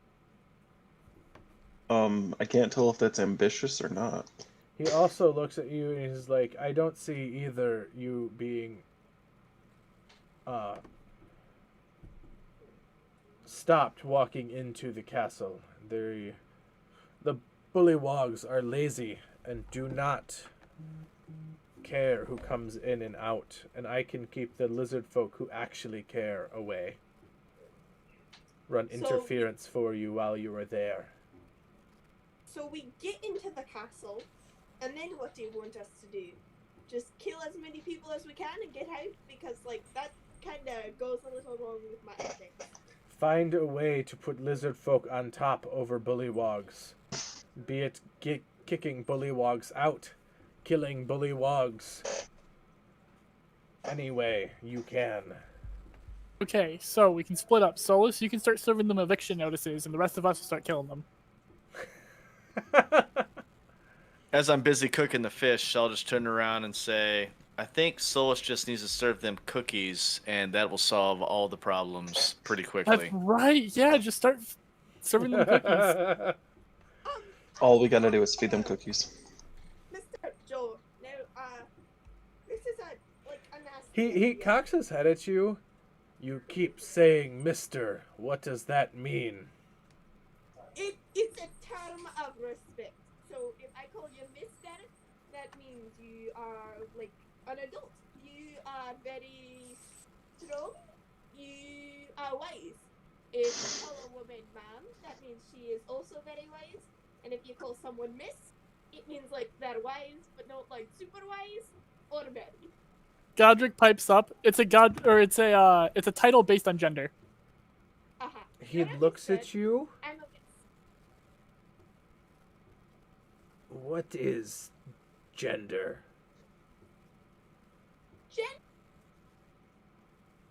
That is a complicated question. It sounds difficult. Yep. Yes. He's like, lizard folk do not need such complicated things. Lizard That is folk fair. are lizard folk. We do not need to talk about this. I walk over to where Owen is and Owen, what are they talking about? Ken asked a question he didn't want answered. What? I'm just cooking my fish. Cooking a fish for everybody. I don't know what they're talking about right now. I only listen to half the things they say and don't only pretend to listen to the other half they say. So, Mr. Joe, is that a kitchen? I was thinking we could put some diarrhea herbs in the kitchen, and they all got diarrhea, and then we'll just shuffle them out. He literally looks at his raw food, looks up at you, looks down at the fish that he's literally eating whole, bones and all, looks up at you. We don't cook. There's no need for kitchen. Forgot that thing that you just shove it in your mouth. Respect. And the Bollywogs eat their food raw also? Yes. I mean, okay, so we get in, we figure some stuff out, we make it up as we go, and we jump out a window. You know, I don't know very much about Bollywogs. Can you tell me about them? They're bullies, and they look like frogs. He looks at you and sort of nods a bit. You know, not that wrong. They are religious zealots that don't know a thing about gods. The leader is Farbleck Spattergoo. And, he thinks that hallucinogen intoxicants and mysticism is enough to create a religion. He is wrong. And he can cast spells, which makes things difficult. I mean, yep. Spells do complicate things, but, So they work for the dragon kneelers in hopes that once the dragon kneelers bring back their god, that they will be given this castle in the bog.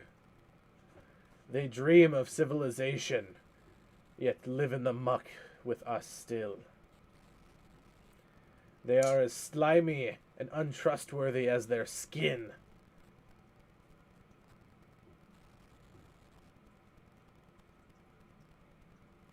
I mean, tell us how you really feel about them. Jeez.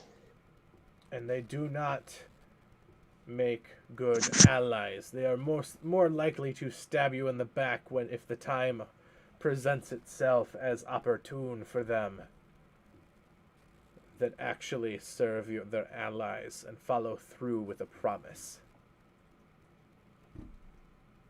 Ken, is my fish done? Is the fish done yet for everybody? Oh yeah.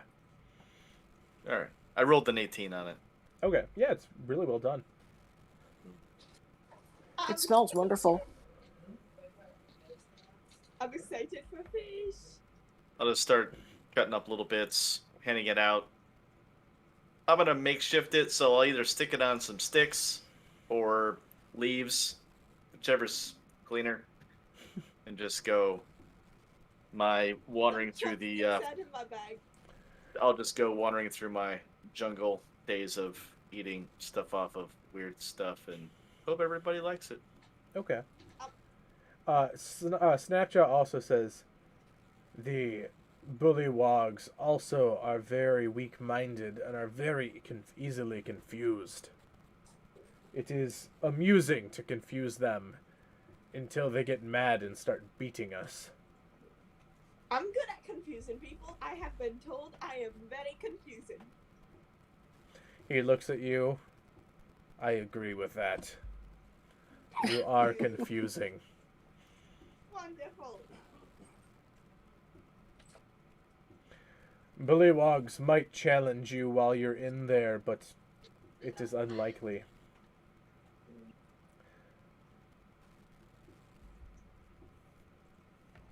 It's unlikely because they just don't care.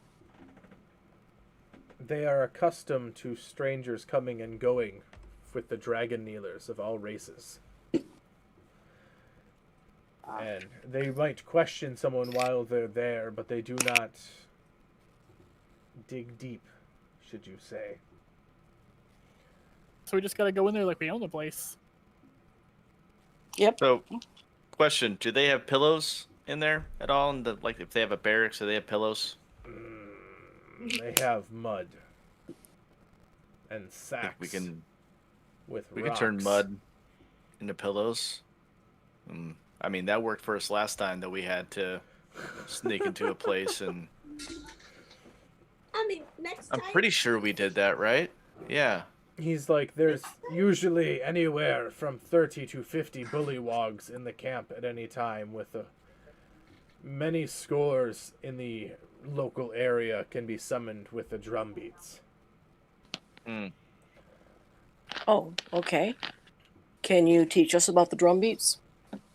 I do not know the beats, but it is several large drums scattered across the camp are used to signal them. If they are damaged to the point where they cannot drum, reinforcements might not come.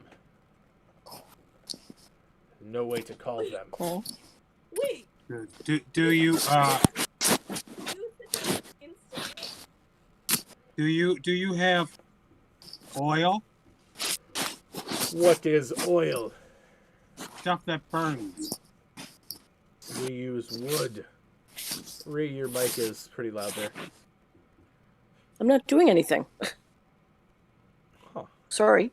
No, you're totally fine. It sounded like you were like rubbing it up against like some cloth or something like that. Okay. But it's Throw it gone. on my shoulder. It's gone now. So. You Okay. want us to destroy musical instruments? Instruments of war. I mean, you could call bagpipes an instrument of war. I attracted a dragon with them and you shot it in the shoulder with a pole. Oh. We have no leader here in my tribe. The elf wants to be that leader, but does not have the scales for it. That could be a leader. He pays us in metal weapons to try to bribe us in order to be called leader, but we know it is false. Okay. Anything else? Anything about how to get in, how to get out, who to smack in the face, who to not smack in the face?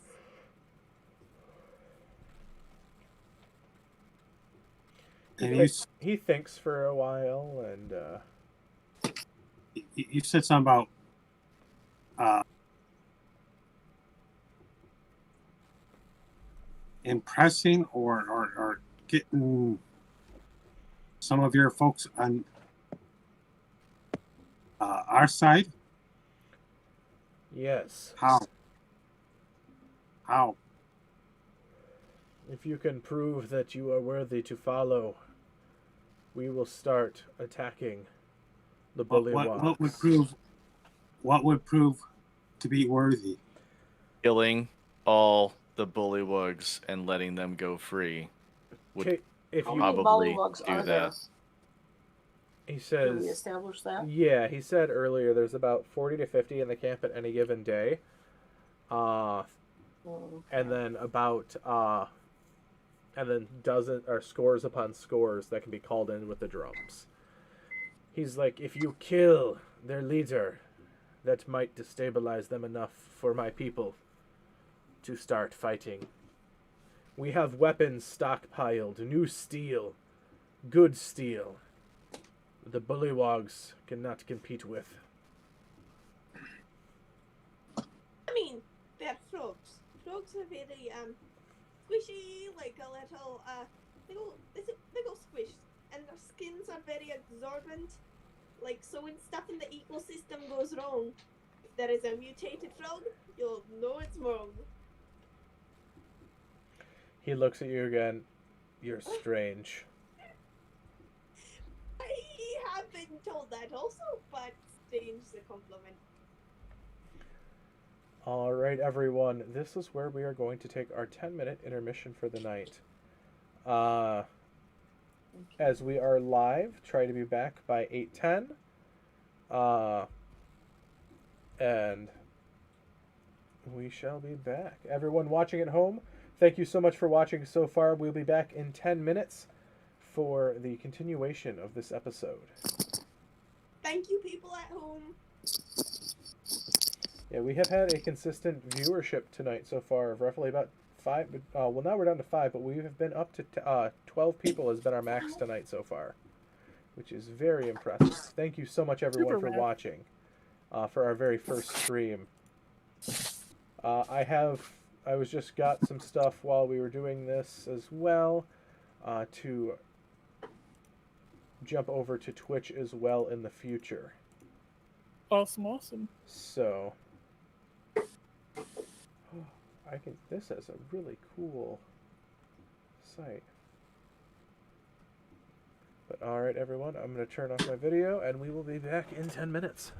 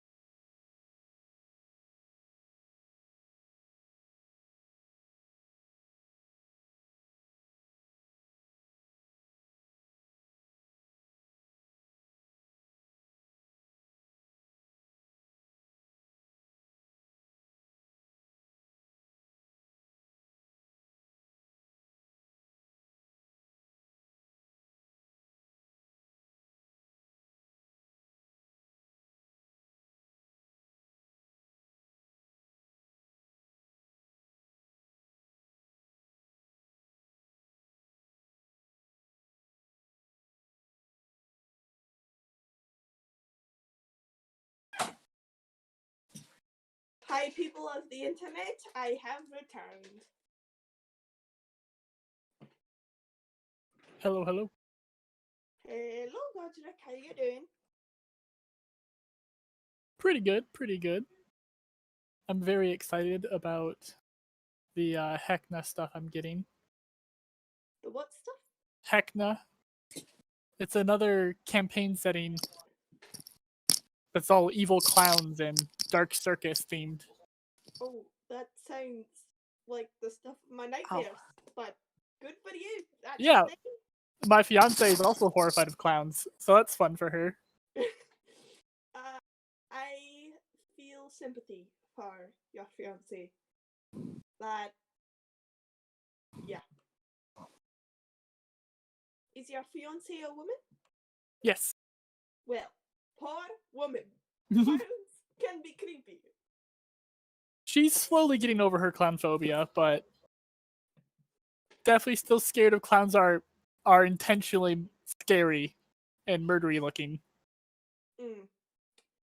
Yep. They all float down here. I will get her to watch the It movies with me at some point. Oh, that'll just ruin it then. She'll be afraid of them again.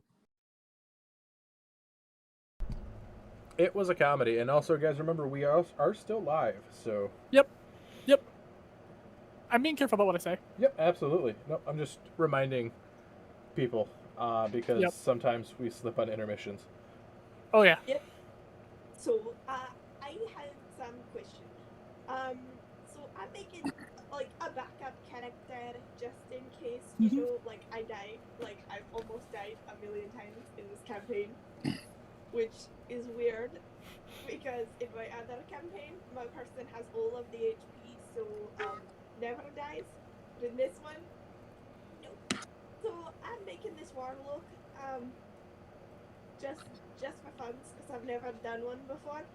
And I was wondering, because I don't know a lot about this stuff, will you guys help me pick an Eldritch invocation?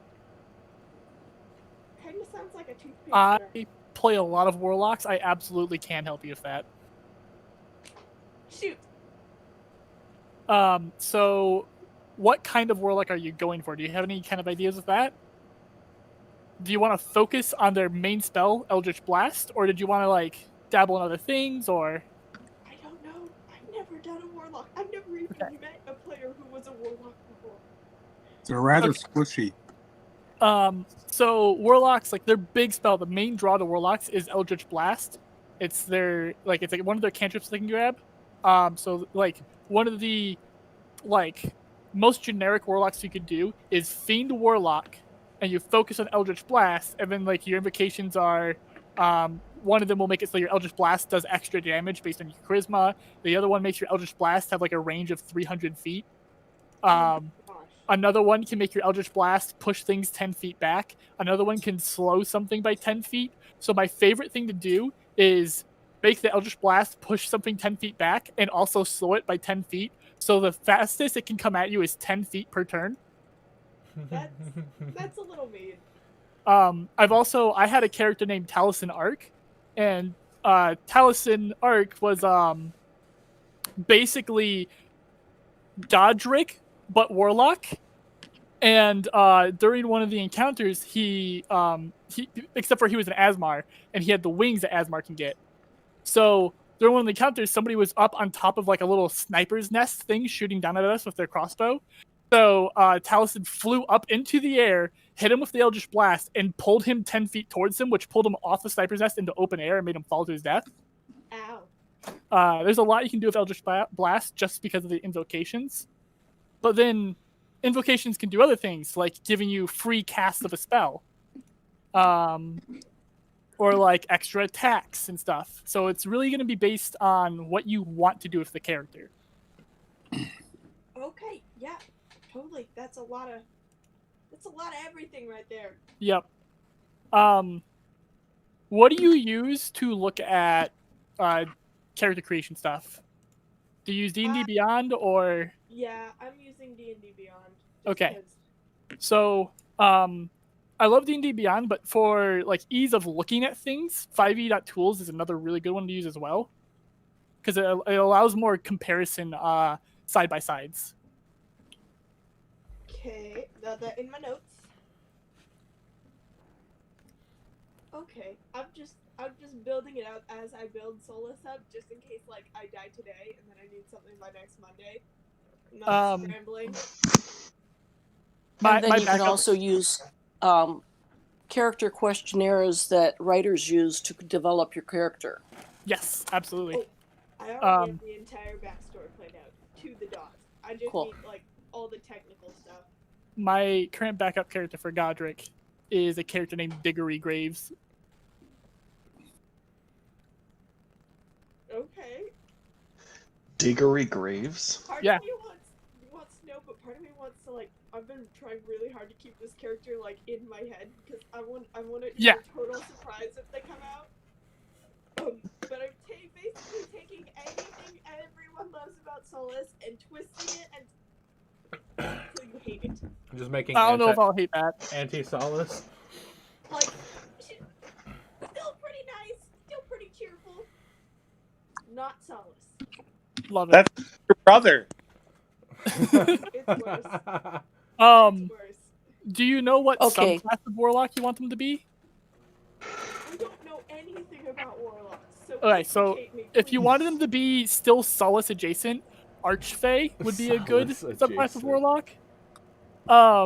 So essentially, your character would have made a deal with an Archfey for power. I know that I'm doing a devil. You're doing a devil? Okay, yeah, so then you will definitely be either Fiend or Hexblade. Because Hexblade can be almost anything. Okay. So if you're going Fiend, it does narrow down some of your options for Eldritch Invocations and gives you a few more. What am I gonna do, Inari? I don't know. I think my backup character for Baxen, I was gonna do his brother, but I decided to not do that.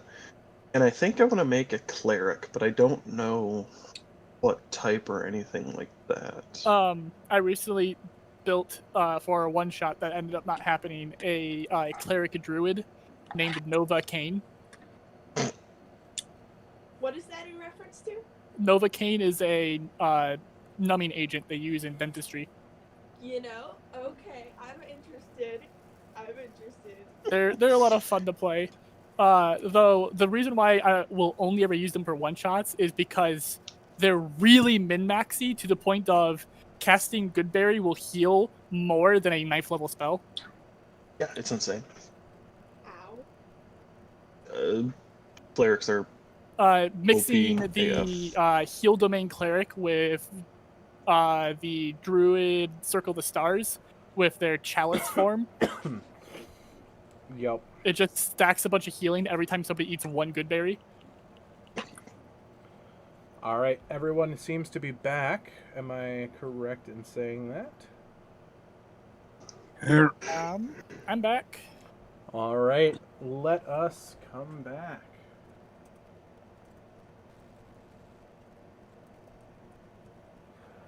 All right, welcome back, everyone. We are just fresh off of intermission. And now we are getting ready to move on to the next part of the night. So, you guys sat down in the campsite and started to rest and take it easy. Solace spent time trying to fix the boats and did a serviceable job about that. I'm a boat maker. I made a boat, guys. Sorry. You just magicked it. A magic boat! It's a magic boat! It will take us into the destinies! What? Sorry, okay, just me. So, as you guys will end up getting a long rest, taking shifts and the like, and eventually you guys all come. Thank you. All wake up, well rested and ready to continue on your adventure. And nothing happens? Nothing happens. Absolutely not. You guys are very safe.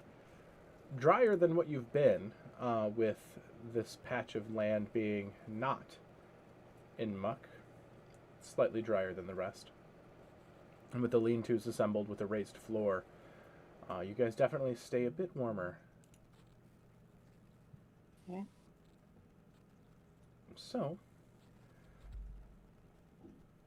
and the morning comes and you guys wake up.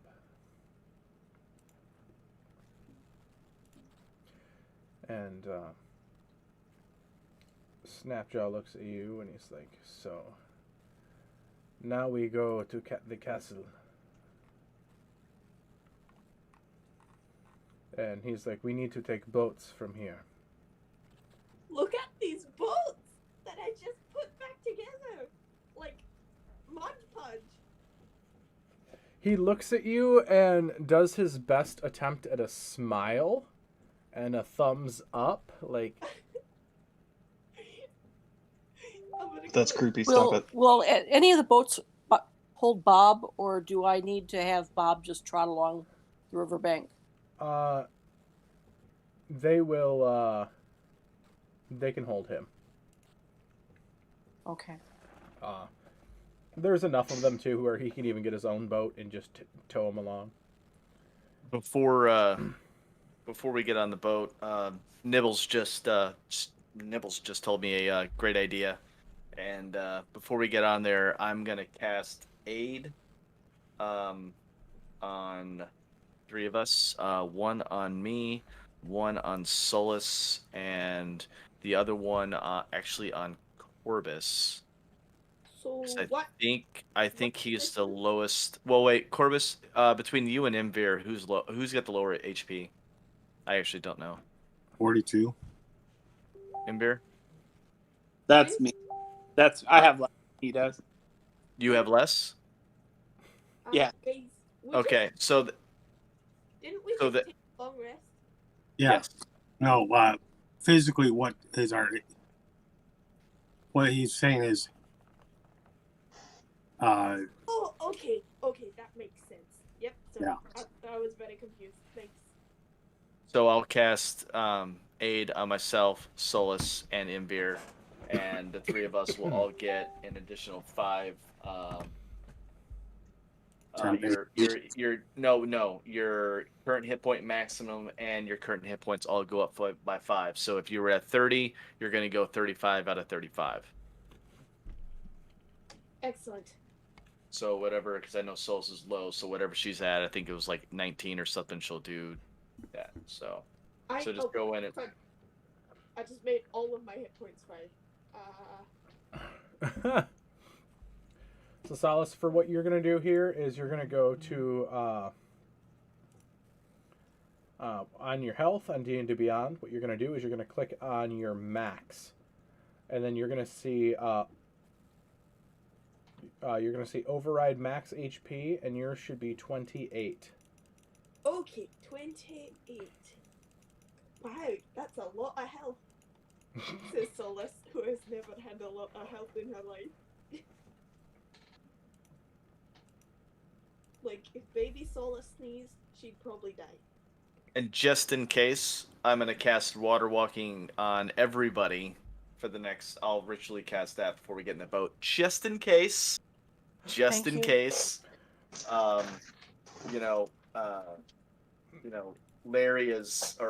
Alfred is very, very particular about making sure that we're good for survival, and he gives me a ton of great ideas, and, Nibbles agrees with them, so I will make sure that Water Walking is up for everybody. I love your bats. They're very, very nice. Yes. I don't need water walk. I fly. You got it anyways. Enjoy it. Huh. It'd be harder to fly if you're underwater. Don't you agree? There's not a lot of air under there to propel yourself.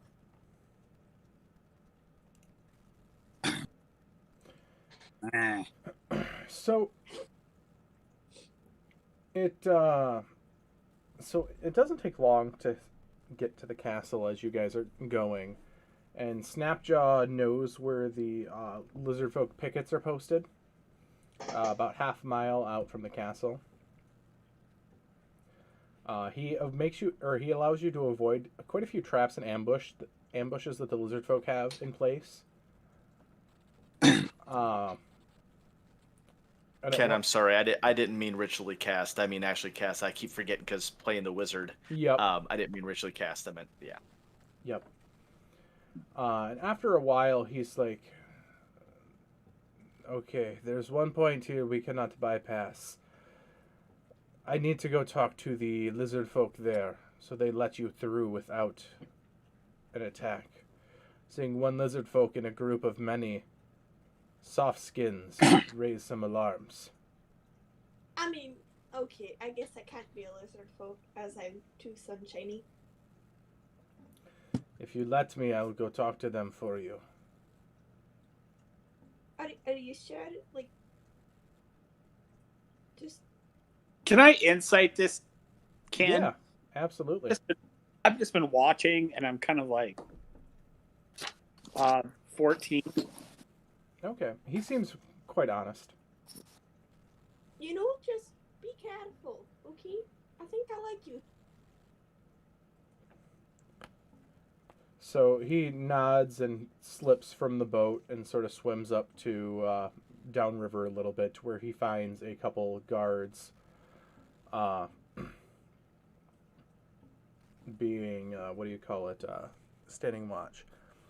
As he comes out of the water, and you see him start to talk for a little bit. And no one has the observant feat, do they? Not Not Baxton. yet. I can read minds if I like. Or talking to people's heads.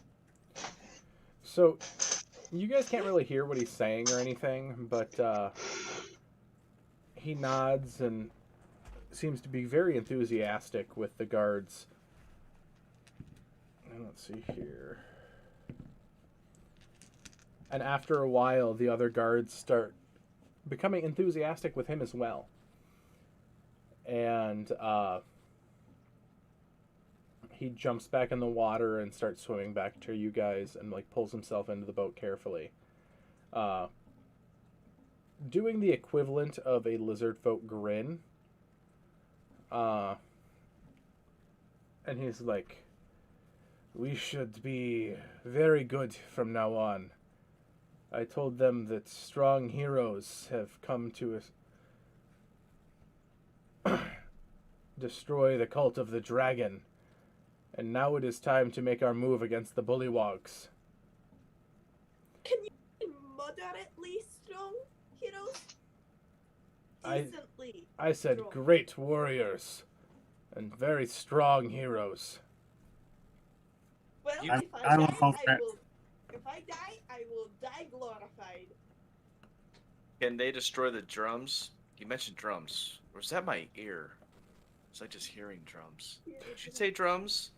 He nods. He's like, "We can try. Well, The seeds have been sown, as you smooth skins say. As you know, they don't farm at all and don't have any concept of agriculture. Well, I think if you guys can take out the drums, and then we go in and we'll basically give them all cookies and No. that is not going to be a take care of them that way. I mean, this. I give him cookie on the end of arrow. Yeah. Nibbles says, what he just said. Cookie with the arrow. Yeah, it's cookie means death. Yeah, we're gonna go cookie them all. cookie. I know she doesn't look like it, but Solace is like the greatest assassin bard that you have ever seen. She basically planned out a man's death a week in advance and killed him with a cookie. I know that doesn't sound great, but I saw it happen, and it was crazy. Yeah. Amazing. What? Huh? Shut your trap. She's impressed with your story of her feat. Oh. Wiggle and smack. Wiggle and smack. Yeah. So Wiggle and smack. So Snapjaw looks at you guys and he just sort of shakes his head. He's like, cookies are bad. It is bread. And my people cannot digest baked goods. Oh, I feel incredibly sorry for you. As in my new headcanon, all lizard folk are gluten intolerant.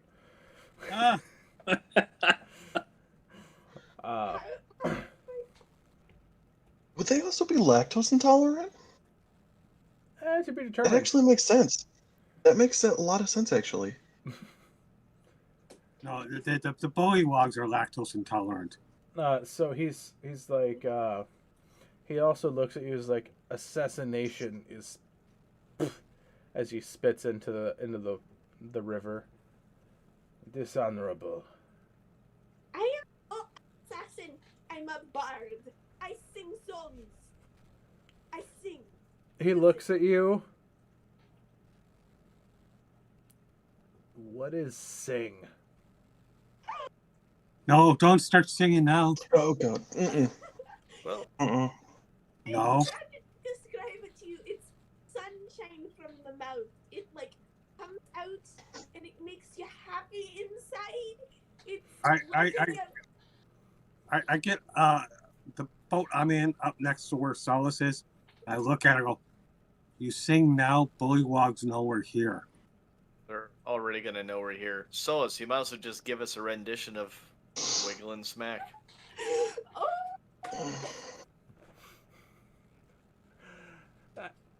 Are you gonna let me do this or no? It's whatever your character is doing right now, and just remember, you guys are going into an enemy fortress. Is anyone gonna stop it? Because if you don't stop her, I'm trying to. Can we? Hey, Solace. Can we, not sing at the current moment? Because when we get done, we can sing a victory song. You can sing the victory Yes. song. Wait, so you want me to write a song about our victory? Yes. After we are victorious. Yes. Or our glorious death? Either way, it will have a beautiful refrain. Sounds good to me. Sure. Yes. You'll have to let me know Bob about kind that of goes story, woof. how that works out. Teeny tiny notepad, and she's like, I'm sorry, Mr. Lizard Folk. Let's fix this. Mr. Joe, after we win, I will sing the most beautiful song of glory that all of your lizard friends will water at the magnificence of our feet. You see, he's like utterly, like, almost like someone just asked him to divide 0 by 0, and he's just sort of malfunctioning. Lizard folk don't cry. Trying to figure out your description of music and rationalize it in his worldview. Just trying to put 2 and 2 together, and he's just utterly just confused. I look at him. I go, you know when you catch that big prize fish and it's really good when you devour it? Yes. That's what she's trying to say singing is like.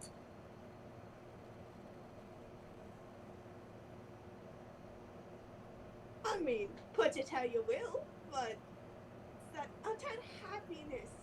You kind of float away and you're like, your heart Okay. floats. Let's just take care of All right, Bullywog. Yeah, let's kill these bullywogs.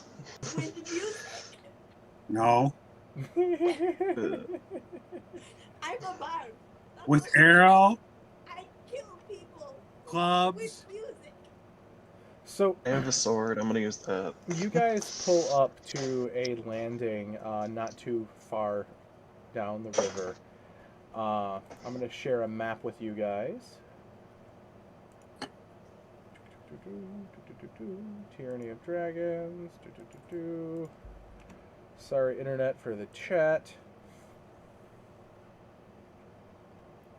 Just double check in Streamlabs. That is visible. Perfect, perfect. You guys are showing up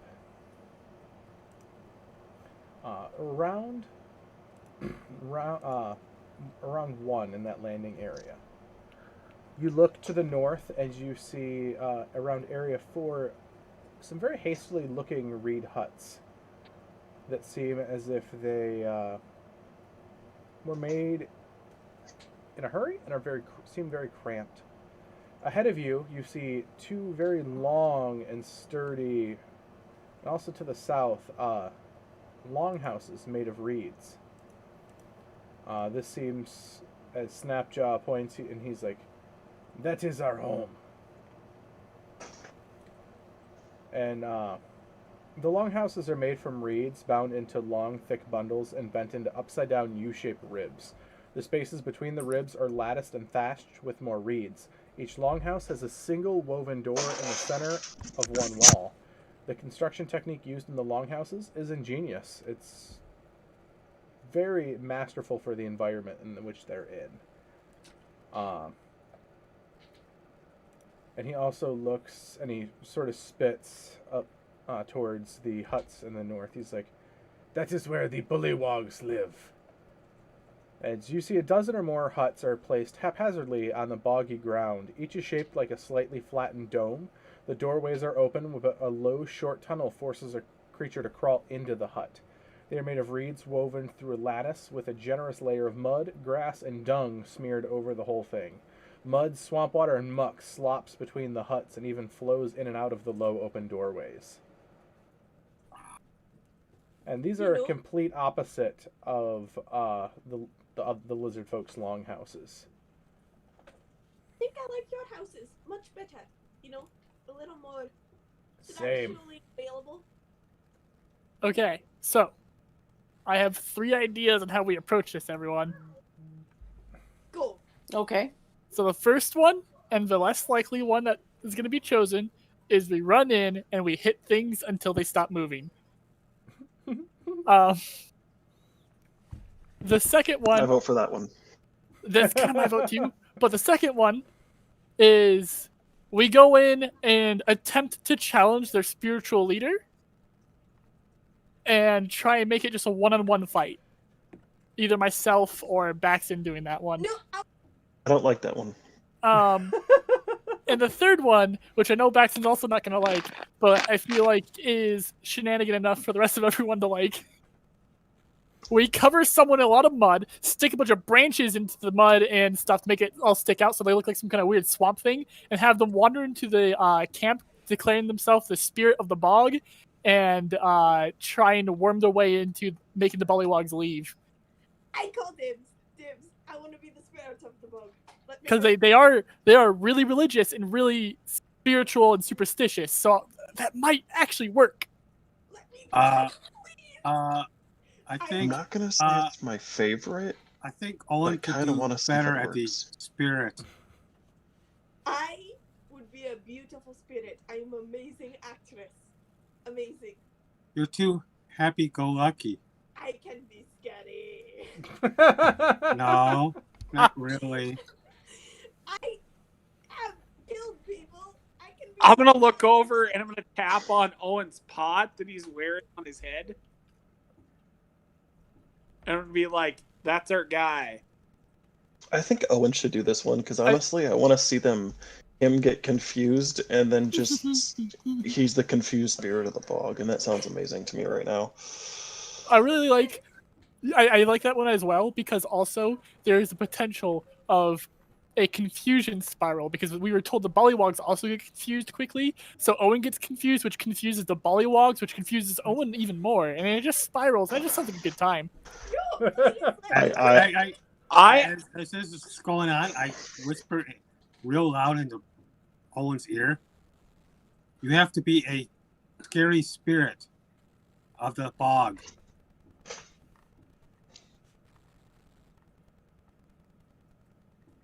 Can I be scared?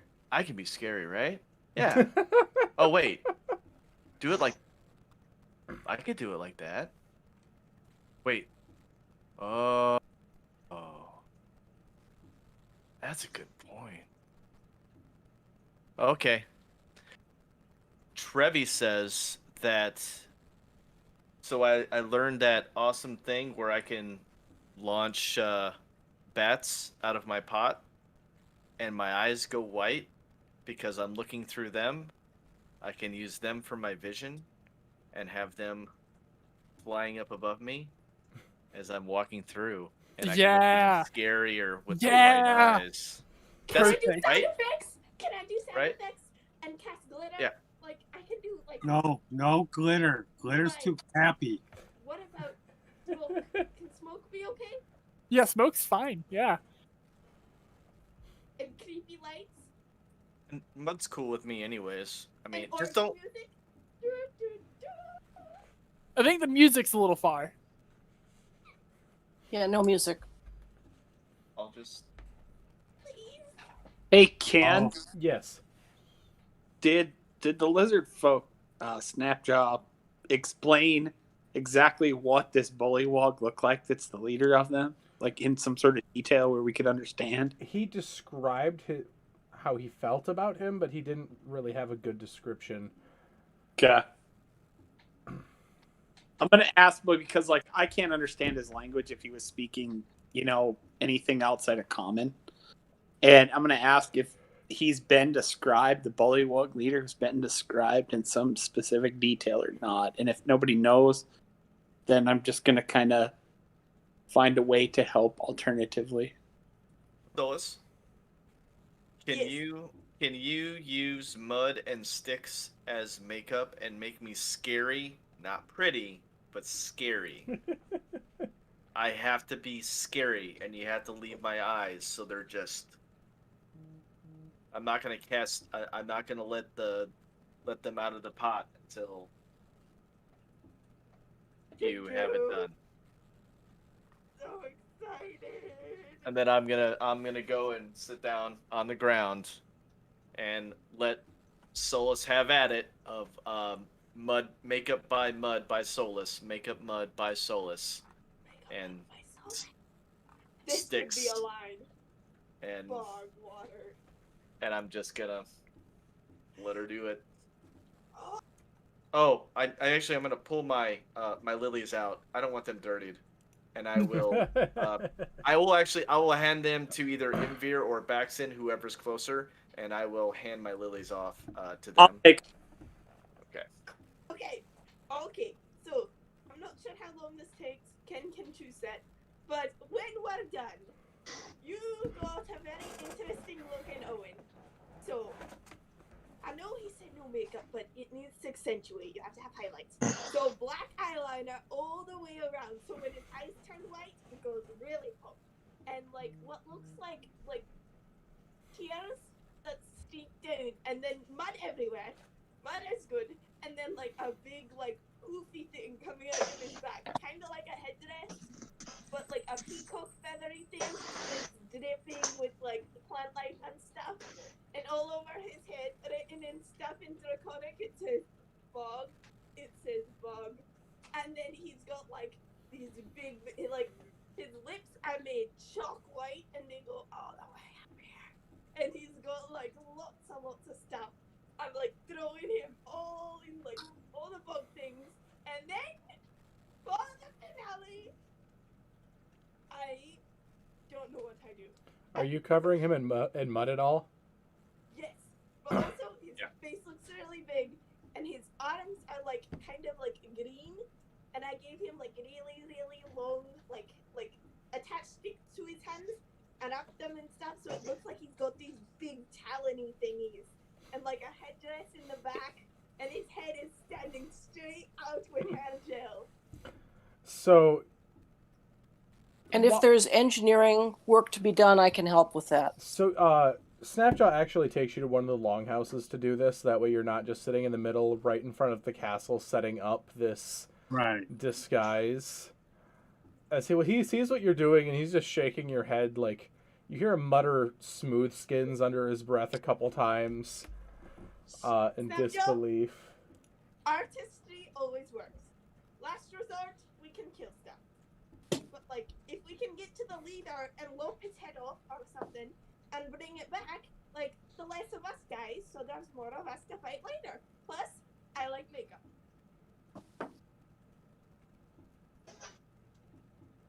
And just So- for giggles, I throw a little bit of mud here and there on him. All right, so the door to the the door to the castle is actually number 6 on the map. Then it is an open area, and you do see there is quite a lot. There seems to be about 10 bullywogs and 6 giant frogs, just sort of guarding that, loitering about.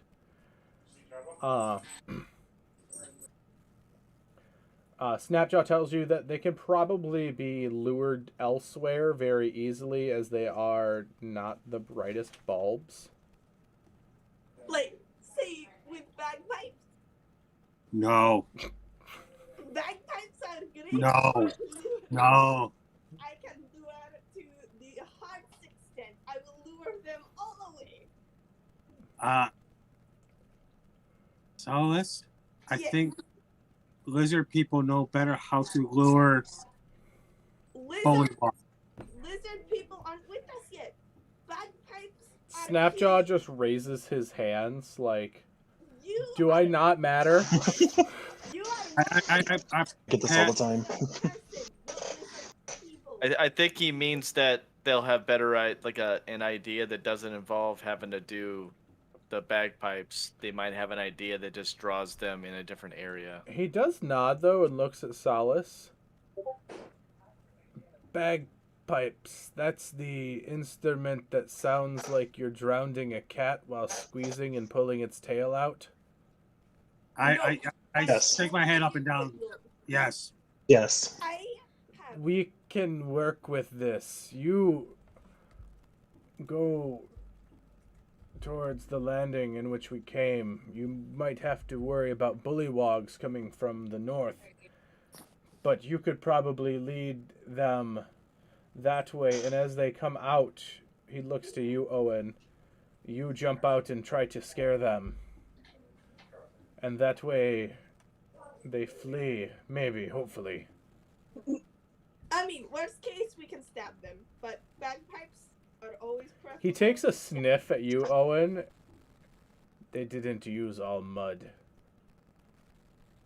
I'll You I'll can- pick up some more mud and throw it on him. You can add more mud if you think it will be fine. He shakes his head.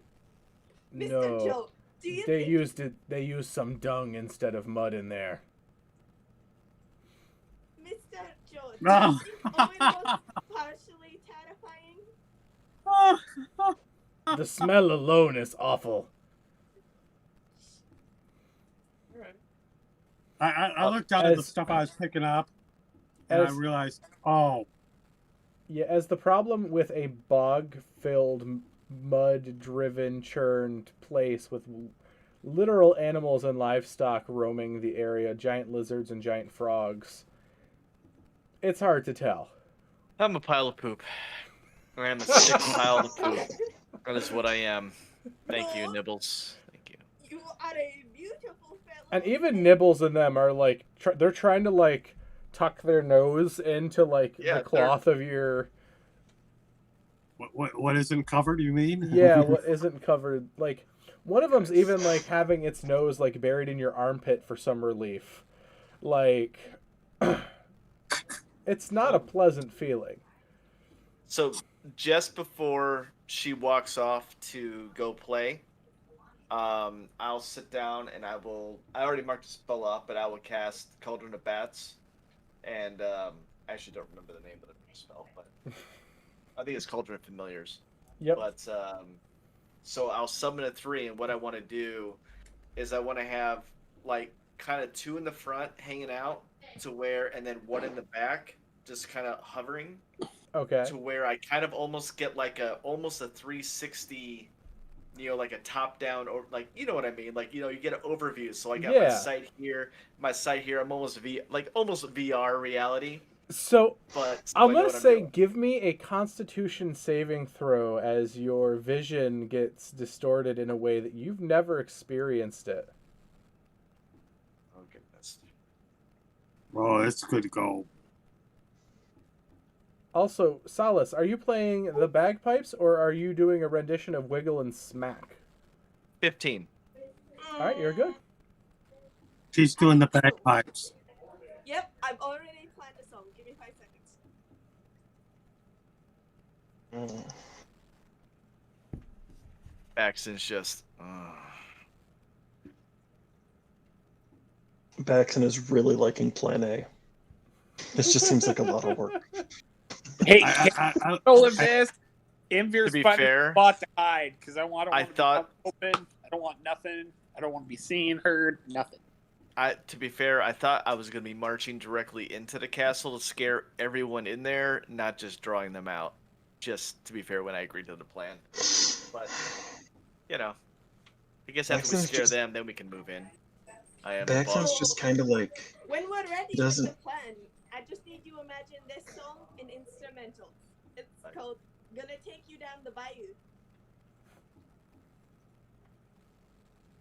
hey, I think I know someone that would enjoy that song. All right. I'm hiding before any of this starts to transpire. I don't want to be. I'm gonna have to agree with that one. But yeah. No, don't worry. I got this. I got this. Have some faith in me and Nibbles and Trevi. We got this. All right? Okay, Oh, I have- tell me when I start playing bagpipes. I'm gonna lean over because Owen just handed me his stuff and he's gonna smell awful. I'm gonna be like, Owen, I have a creative alternative solution if it starts to not go the right way. So I'm here for you. I'm just not here. And then boom, I'm gonna go. Betty and Alice say they'll be fine. Larry and Alfred are on board. Nibbles is giving his okay, and Trevi's like, yeah, this is going to be awesome. I think we're okay. I'm gonna stay somewhat out of sight. Ready to. Tell me when we're ready.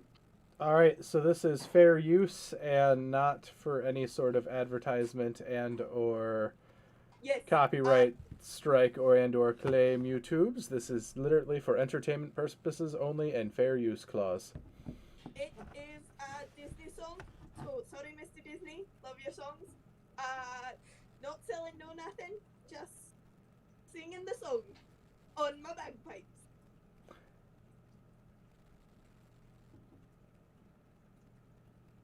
Internet.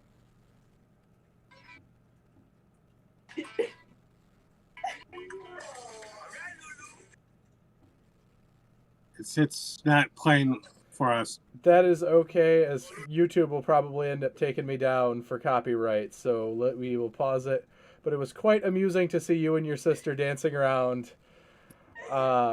Very amusing there.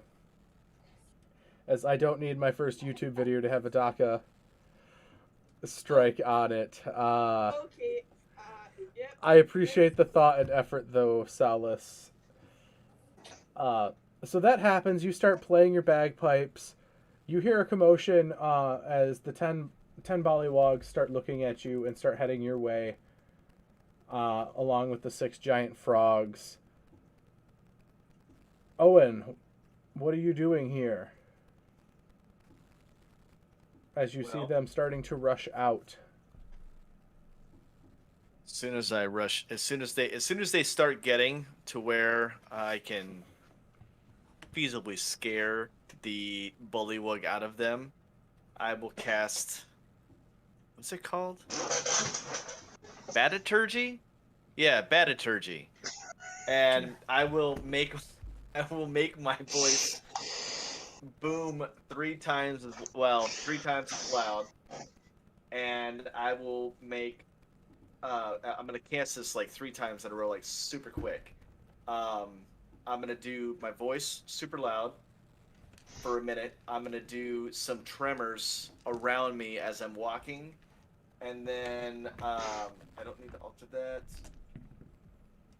I'll do a cry of like ominous whispers following me as I'm walking through, like trees talking. So I've got a combination of like, Okay. And I am the Sorry, continue. Sorry, your moment. Bog Lord. I need a name. No. I am Trevi, the Bog Lord.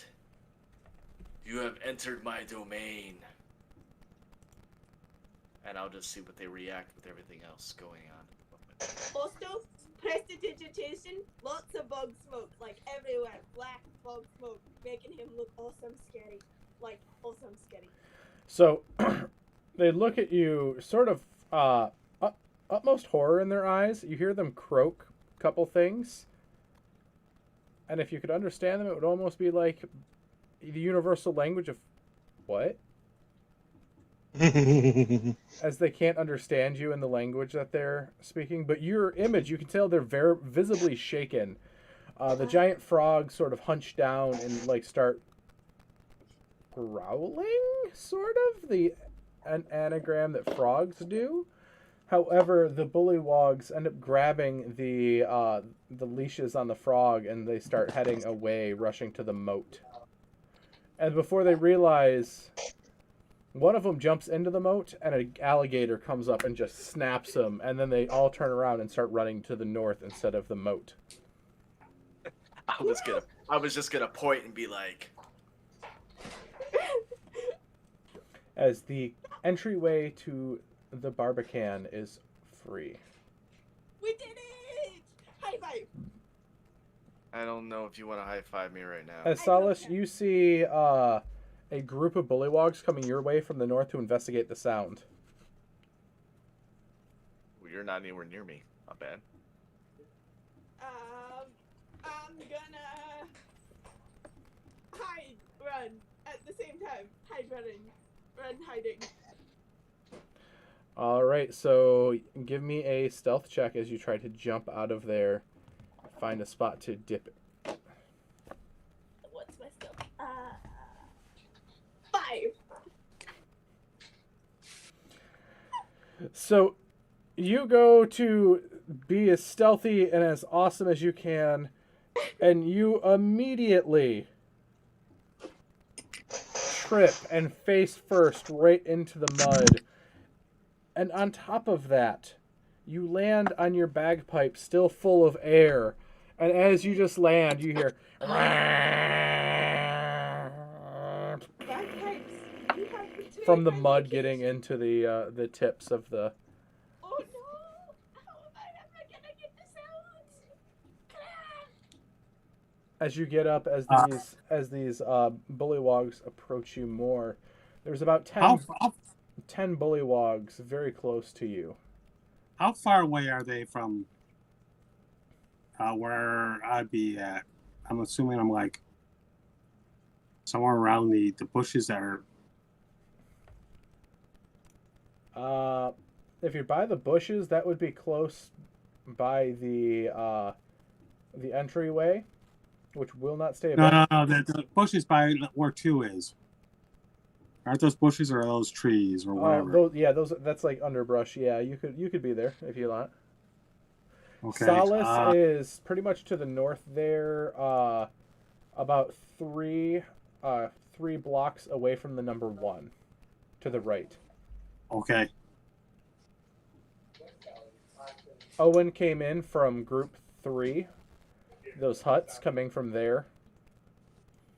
The bullywogs turned south, ran to that first moat, away from 6.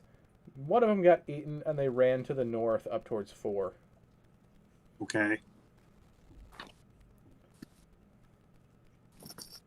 I'm gonna launch into the air behind where the bullywogs are going towards Solace. Okay. And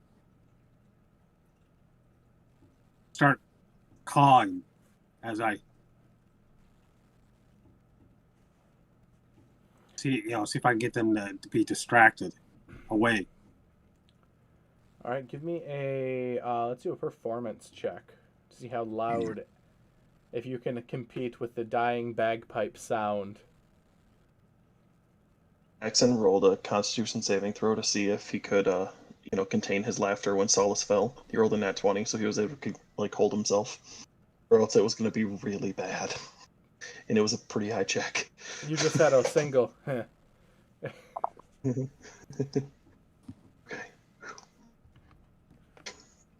You said performance? Yes.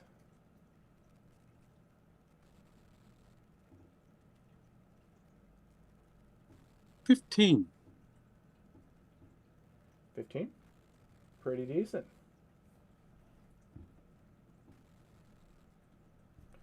All right, as you're doing this, Owen is continuing to walk towards the keep. They turn to look at you briefly. Solace, I take it you get up and you start to run towards the rest of the group, towards 6. You are muted, Solace. Yes, okay. Running is good. So you run up. Do you want to give me a stealth check here, Corvus, as you are trying to escape these individuals now, get out of their sight? Sure.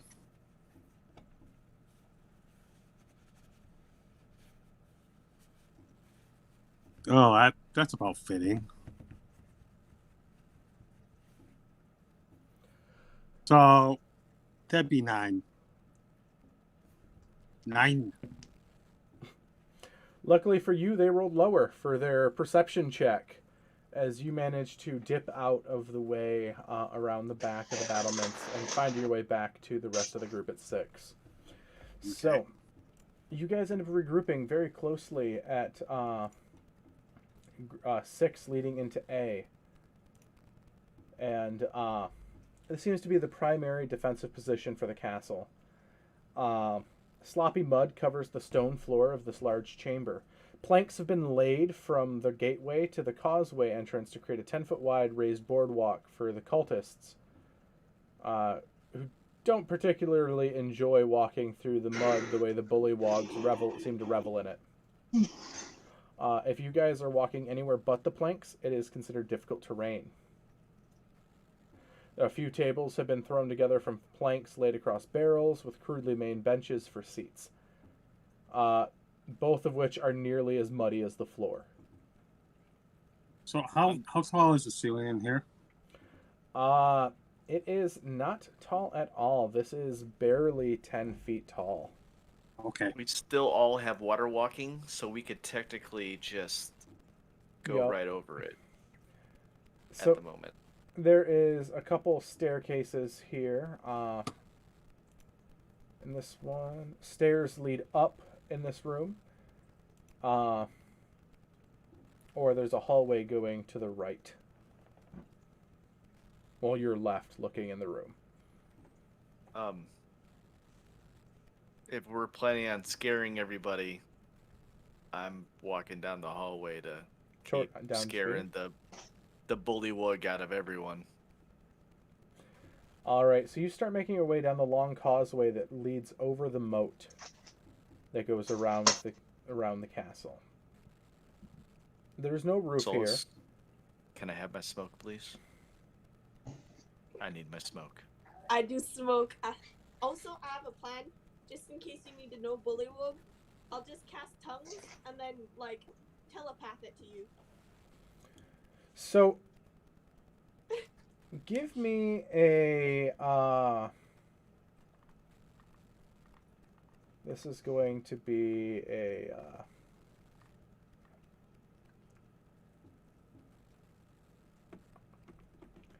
performance check.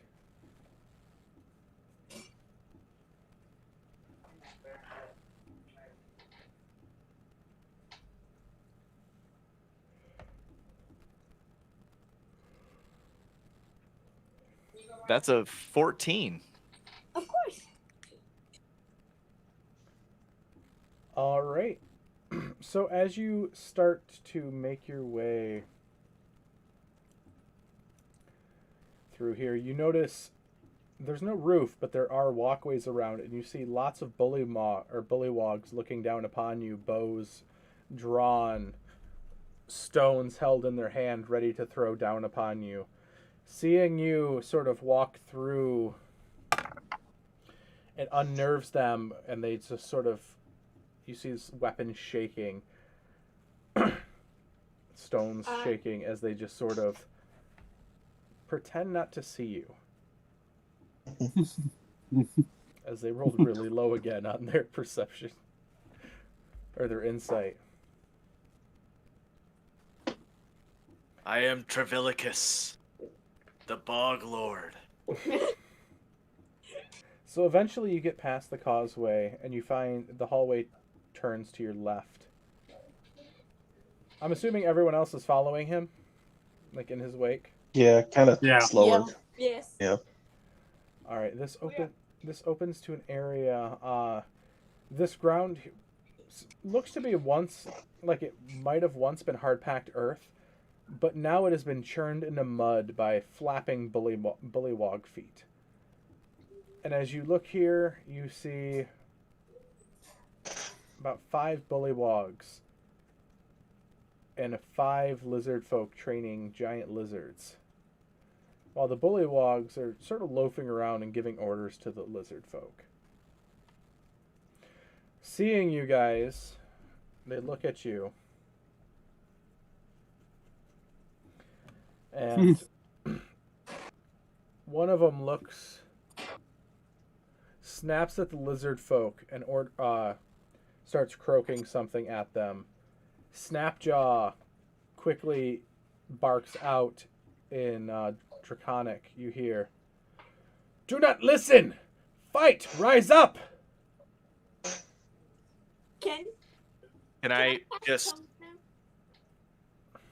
I just want to, like, raise a scary one finger with, like, because she attached, like, all those... long finger. Yes, and I just want to, like, do, like, almost like a crazy hag hand. Not that I know what a hag is right now, but I just want to bring it out and then just point at the one that's trying to command those, the lizard folk, and in Draconic, as scary as I can with Bataturgy. Die. As this is initiative, as the plan that got you this far finally starts to break down. Of course. I don't even get a chance for, like, I don't know, I mean, intimidation? It wasn't that. It was that Snapjaw blew it for you, as he heard the Bollywog telling the lizard folk to attack you guys to see what you were. Oh, gotcha. And he counteracted that attack to try and help us. Yeah. I won't lie. As soon as Owen went to point him out, I was gonna charm him and him that Owen was his new leader. Ooh. All right, so it really bothers me that these lizard folk are listening to the bullywogs, because their like difference is like just funny. All right, Willow. 6. All right, Solace. 9. Godric. 15. Sorry. You're good. Corvus. 22. Imvir. 14. Baxon. 5. And Owen. 12. 12. All right.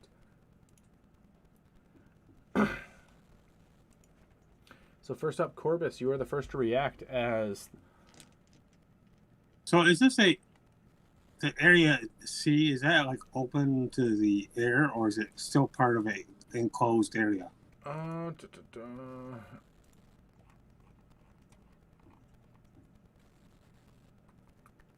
This is more of an open area, but you So remember There is no ceiling, but you do remember seeing lots of archers all along the wall. Oh, okay. So there's. All right. So do with that information as you will. Yeah. Yeah. I pile out the door to the square to the right of the door there, and the bullywog that Owen is pointing at. I just launch an arrow right into him. Okay. And obviously I don't get any surprise, so okay. Nope, you are not an assassin, unfortunately.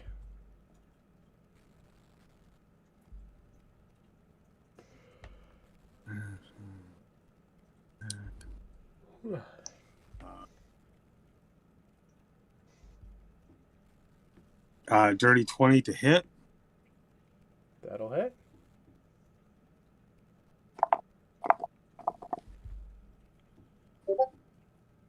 Uh, 5 points of piercing. 5 points as he looks down at his bulbous stomach, and he just sees an arrow protruding from it. He's like, ribbit. Next up, or anything else there, Corvus? I'm a.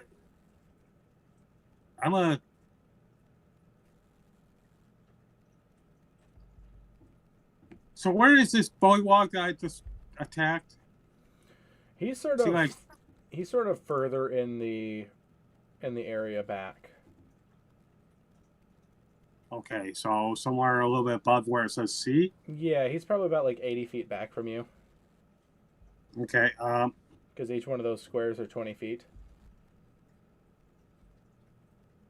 Well, I'm gonna move all the way to the edge of that opening, but not go into the opening area, just in case there's somebody in through that opening. Which one, L or H? H. Okay. And just hunker down. Okay. That's it. So a quick. There's like shadows there, unless there's shadows there, but I doubt there is. So not really. It's pretty bright here as of right now. But a quick glance in that room, you see a large forge dominates the center of this chamber, which is pleasantly warm thanks to a bed of coals glowing dully in the forge. Half a dozen lizard folk are working around the forge, but they don't seem to accomplish much. Other accoutrements of the blacksmith trade are scattered throughout the room, and many very poorly made metal items are heaped into the northwest corner in this room, from what you see. All right, next up, Godric, you are up. Okay. Does it look like any of my friends are in danger? Of being hit or anything? Not immediately, as you guys are still probably about like 60 to 80 feet away from the closest bullywog. Okay. Yeah, so then I'm just gonna move full speed, so move and then action dash to the nearest bullywog then. And suddenly Godric. As Godric Leroy's himself all the way into there. Anything else there, Godric? Nope, that'll be it. All right, Imvir.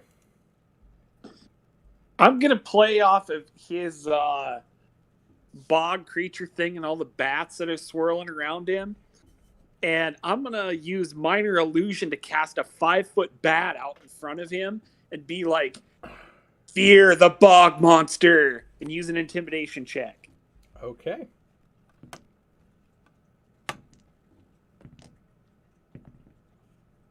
Uh, 19.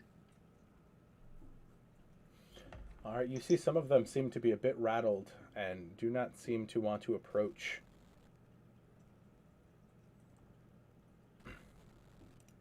Anything else? I'm going to use my bonus action to hide in some space around that little corner there at the edge of the walkway thing. Okay. Or the edge of... We came through B, right? Yes. And we're coming corner out into the open. Yeah, I'm Yep. gonna use that little thing to hide. Okay. The one starts croaking, letting out a sonorous bellow, and a couple of them start to join that bellow of croaking as you suddenly start to hear the drum beating. Oh. The next. Where is the drum from where we are? It sounds like it's coming from behind you guys and above. So where you see on B that little alcove off to the side, there is a drum pretty much up. You'd think on the next floor above. It sounds like that. General location. Can I jump on Bob and get there? You can definitely try. It is open there, to the ceiling, or to the next floor. But you can do that on your turn. You can try that. Right. I'm just asking. Yep. Okay. Then the two that aren't croaking are going to attempt to throw spears out at. Actually, no. One's literally in melee of Godric, so he's going to take 2 melee attacks on Godric. That'll be a 16, which will miss. And a 15, which will miss. So it tries biting you twice and just missing you horribly, Godric. And the next one is also going to attempt to bite you twice. And does an 18 hit you, Godric? 18 does not hit me. All right, as they are ineffectual. Oh, and your turn as the bog monster cometh. I'm gonna look up culprit bats really quick.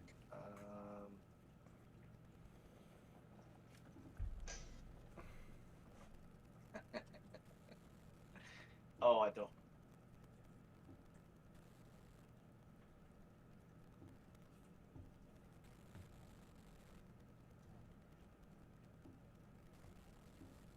Okay, this is fun.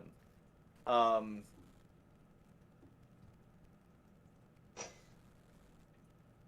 going to not move, and I'm going to keep my finger pointed at the main bullywug. And I am instead going to send the bat that is behind me. I am going to send that bat over to him. And with that bat, I will cast Word of Radiance. Okay. Because it says that I can do that if I'm reading the spell right. Oh, no. Oh, no. I'm sorry. Oh, no, I can't. I'm sorry. That's range of touch. No, I'm sorry. That was actually going to be really cool, but I realized I can't do that. Damn it. That's Okay. fine. It happens. Happens to the best of us. Right? Still cool. All right, so it doesn't actually say whether or not I can do this or not, so I'll ask you. Could I actually still use the one that's hanging out behind me? Could I send that to where I hear the drums? Yeah, the drum beating to give a better idea for anybody else around me. I can say exactly where it's at. Maybe more so to also add a little creep factor that I know where everything's at. You can definitely do that, yeah. Just if I remember correctly, it is an action to look through your familiar's eyes. It is with Find Familiar, the normal one. So I don't know if the Swarm, if it's an action to look through their eyes as well. Oh, it just says they can share their visual auditory senses with while you are within a mile. Okay, so that one's a bit better than normal Find Familiar, as that one is. Yeah, it's a little different. That's why I just assumed that it took over. Yep. And that's all you could see. Oh. So you're getting like telescopic, or not telescopic. No, you're actually right. Each familiar uses the same rules and options for familiar conjured by the Find Familiar spell. So you're right, I'm wrong. Okay. So yeah, it takes your Okay. full action to look through that. Okay, so then bringing that back a notch, I will still actually use my full action instead to send it back up there, and then using that one familiar to get an exact location, and then with that location, I like to say that to, well, pretty much everyone, kind of like, I know where your drum's at, Mm-hmm. silence the drum kind of thing. So I'm gonna keep my stick hand finger pointed as creepily as I can at the bullywug, and then just say, "I see the drum. And I will insert where it's at and just say, silence it or we will." And I'll say that in Draconic. Okay. Roll me So not a... not necessarily for the bullywug, more so for the ones that has already been previously scared. Mhm. Maybe they will run into it. And you want me to roll a intimidation here. Okay.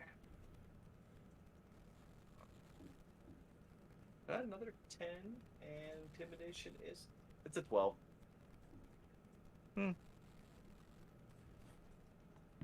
He looks unfazed. What about the other ones? It was more for, that's why I was speaking in Draconic. It was more for them. Yep, they seem pretty unfazed. Okay. And as long as everyone else around me knows where the drum's at, that is the end of my turn. All right. Solace, your turn. Okay. Oh, I'm good. So Solace is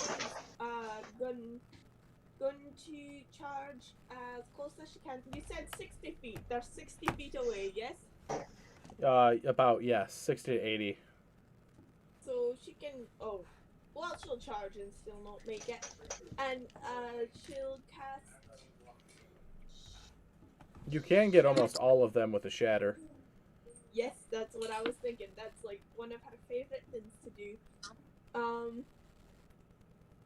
And she's going to both use the telepathic feat and out loud she will scream, "You have disobeyed the Bog Father! Suffer the price!" which will ring into his head and outside his head with a shatter, 3rd level, con 14. All right. Yeah, they all fail. That's 8, 2.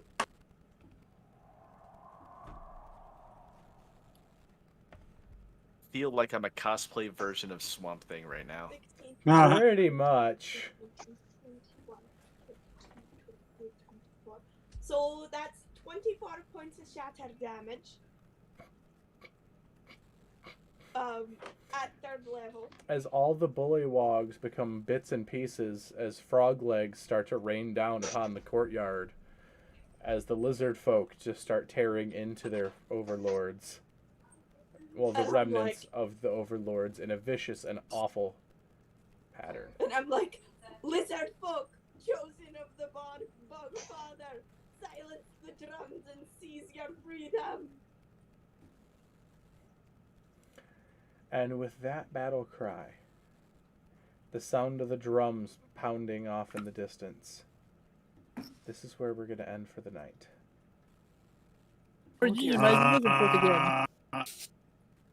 As on a cliffhanger is always the best spot to leave things. Yeah. Oh. So Well, all the not bullywugs best. in this area we were at are dead. All of them are dead except for the lizard folk. Yeah. There's still a bunch of them on the walls and stuff like that, but they have not come down yet. Right. But thank you everyone who has been watching at home our first live stream. I'm pretty sure it's been a very pleasant experience. I've enjoyed every minute of it. We are going to do nothing but improve and the like. We are going to be starting streaming on Twitch, and follow tomorrow as well for our raffle giveaway. Our players have raised plenty of money for Jasper's Game Day, a great charity for suicide prevention. And we are going to be having a representative from the charity there and talking about what the charity is. And you have to tune in tomorrow and find out. I'm at the.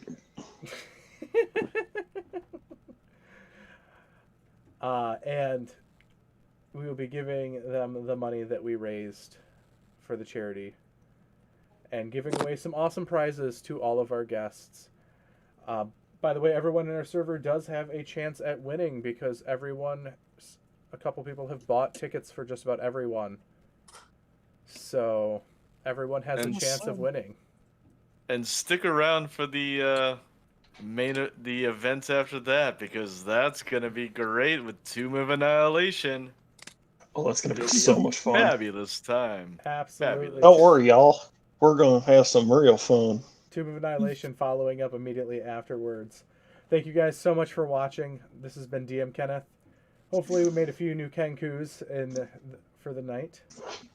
For the Kenku Club. That's us. That's all, folks. And have a good night, everyone. Take it easy. All right, I'm shutting the stream down now. Bye. Guys, that was so much fun. Yeah, it was. I think the stream's still going at